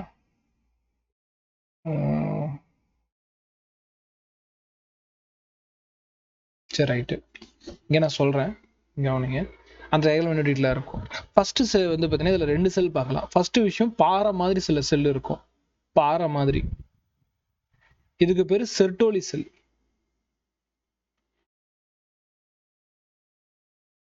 அடுத்தது இதுக்குள்ள மேல் ஜெர்ம் செல்ஸ் இருக்கும். மேல் ஜெர்ம் செல்ஸ், ஆண் இனப்பெருக்க செல்கள். ஆனா இது எல்லாமே 2n தான். இது எல்லாமே 2n தான். இன்னும் n ஸ்டேஜ் வரல. n ஸ்டேஜ் எப்படி வரும் அப்புறம் சொல்றேன். சரி, இப்போ இந்த செர்டோலி செல் இருக்கு பாத்தீங்களா, இந்த பாறை மாதிரி இருக்கக்கூடிய அமைப்பு வேற எதுவும் இல்லை. அடுத்த டயக்ராம் காட்டுறேன். இந்த பாறை மாதிரி இருக்கு பாத்தீங்களா, இதுக்கு பேர் தான் செர்டோலி செல். சரி, எந்த பாறை இல்லை, கீழே இந்த ப்ரௌன் கலர் இருக்கு பாருங்க, இந்த பாறை. இந்த ரவுண்டு கலரா இருக்கிறதெல்லாம் ஸ்பெர்மட்டோகோனியம் ஆர் மேல் ஜெர்ம் செல்ஸ், எது வேணா சொல்லிக்கங்க. பட் இனிமேல் நம்ம சயின்டிபிக் டேர்மா தான் பார்க்க போறோம். ஸ்பெர்மட்டோகோனியம், தமிழ் அதே பேர் தான், ஸ்பெர்மட்டோகோனியம். நிறைய இருந்துச்சுன்னா அதுக்கு பேர் ஸ்பெர்மட்டோகோனியா. ஸோ அதை பத்தி பார்க்கலாம். இப்போ இந்த செல் வந்து பாத்தீங்கன்னா என்ன ஆகும் அப்படிங்கறத இந்த இடத்துல ஈவென்ட் இருக்கு. அதை நான் அடுத்த ஈவென்ட் நடத்தினேன், ஸ்டெப் பை ஸ்டெப்பா எப்படி நடத்தினேன். இந்த இடத்துல இருந்து இது ஸ்பெர்மா வெளியே வரும். இந்த இடத்துல இருந்து பாத்தீங்கன்னா தெரியும், ஒரு மெச்சூர் ஸ்பெர்மட்டாசோவா அப்படிம்பாங்க. ஸ்பெர்மட்டாசோவானா நகரம், ஸ்பெர்ம் தான் நமக்கு. ஸோ நல்லா வளர்ந்த ஒரு ஸ்பெர்ம் இங்கிருந்து வெளியே வரும். சரி, வெளியே வருது இல்ல, இது வெளியே வரப்போ இந்த செர்டோலி செல்ஸ் இருக்கு பாத்தீங்களா, இந்த செர்டோலி செல்ஸ் தான் சாப்பிட்டு வெளியே வரும். இந்த செர்டோலி செல்ஸ் சாப்பிட்டு வெளியே வரும். அப்ப செர்டோலி செல்ஸ் அப்படிங்கிறது வளரக்கூடிய அந்த யங் ஸ்பெர்மட்டோகோனிக்கு ஃபுட் கொடுக்கும். இங்க நிறைய வார்த்தை பார்ப்பீங்க, பிரைமரி ஸ்பெர்மட்டோசைட், செகண்டரி ஸ்பெர்மட்டோசைட், ஸ்பெர்மாட்டிட். இது என்ன அப்படிங்கிறத நான் ஒவ்வொன்றா சொல்லித்தரேன், வெயிட் பண்ணுங்க, அது பிரச்சனை இல்லை. பட் ஃபர்ஸ்ட் விஷயம் நீங்க கவனிக்க வேண்டியது அப்படின்னு பார்த்தோம்னா, இந்த ஒவ்வொரு ஸ்பெர்மும் அது மெச்சூர் ஆகி வெளியே வர செர்டோலி செல்ஸை சாப்பிட்டுட்டே வெளியே வரும். அப்ப செர்டோலி செல்ஸ் நீட்ல கேட்பான். செர்டோலி செல்ஸ் ஒன்றும் இல்லை, provide the nutrition to the germ cells ஞாபகம் வச்சுக்கணும். Provide the nutrition to the germ cells. அந்த புதுசா வளரக்கூடிய அந்த விந்து செல்லுக்கு, இன செல்லுக்கு வந்து பாத்தீங்கன்னா செர்டோலி செல்கள் தான் என்ன பண்ணும், ஊட்டச்சத்தை கொடுக்கும். பாயிண்ட் புரியுதா? இந்த கடல்ல பாரு, எல்லோ கலர்ல பெரிய பாரமா இருக்கு பாத்தீங்களா, இதை ஒட்டிட்டு இருக்க செல்லுக்கு பேரு ஸ்பெர்மட்டோகோனியா. அதுக்கு வேற பேர் அப்படியே மெச்சூராக கொடுப்போம். பட் மெச்சூர் ஆகிற டைம்ல இதுதான் நடக்கும். கிளியரா? சரி, இந்த செர்டோலி செல் சொல்றோம்ல, இதே மாதிரி நம்ம பிளான்ட்டோட செக்ஸுவல் ரீப்ரொடக்ஷன்லயும் ஒரு குறிப்பிட்ட செல் வந்து பாத்தீங்கன்னா எனக்கு கேமெட்டுக்கு ஃபுட்டு கொடுக்கும் அப்படின்னு சொல்லிட்டு நம்ம நடத்திருந்தோம். என்னது அது? ஒரு குறிப்பிட்ட செல்லுன்னு கிடையாது, ஒரு லேயர். வளரக்கூடிய கேமெட்க்கு ஃபுட் கொடுக்கும் செக்ஸ் டாப்டம்.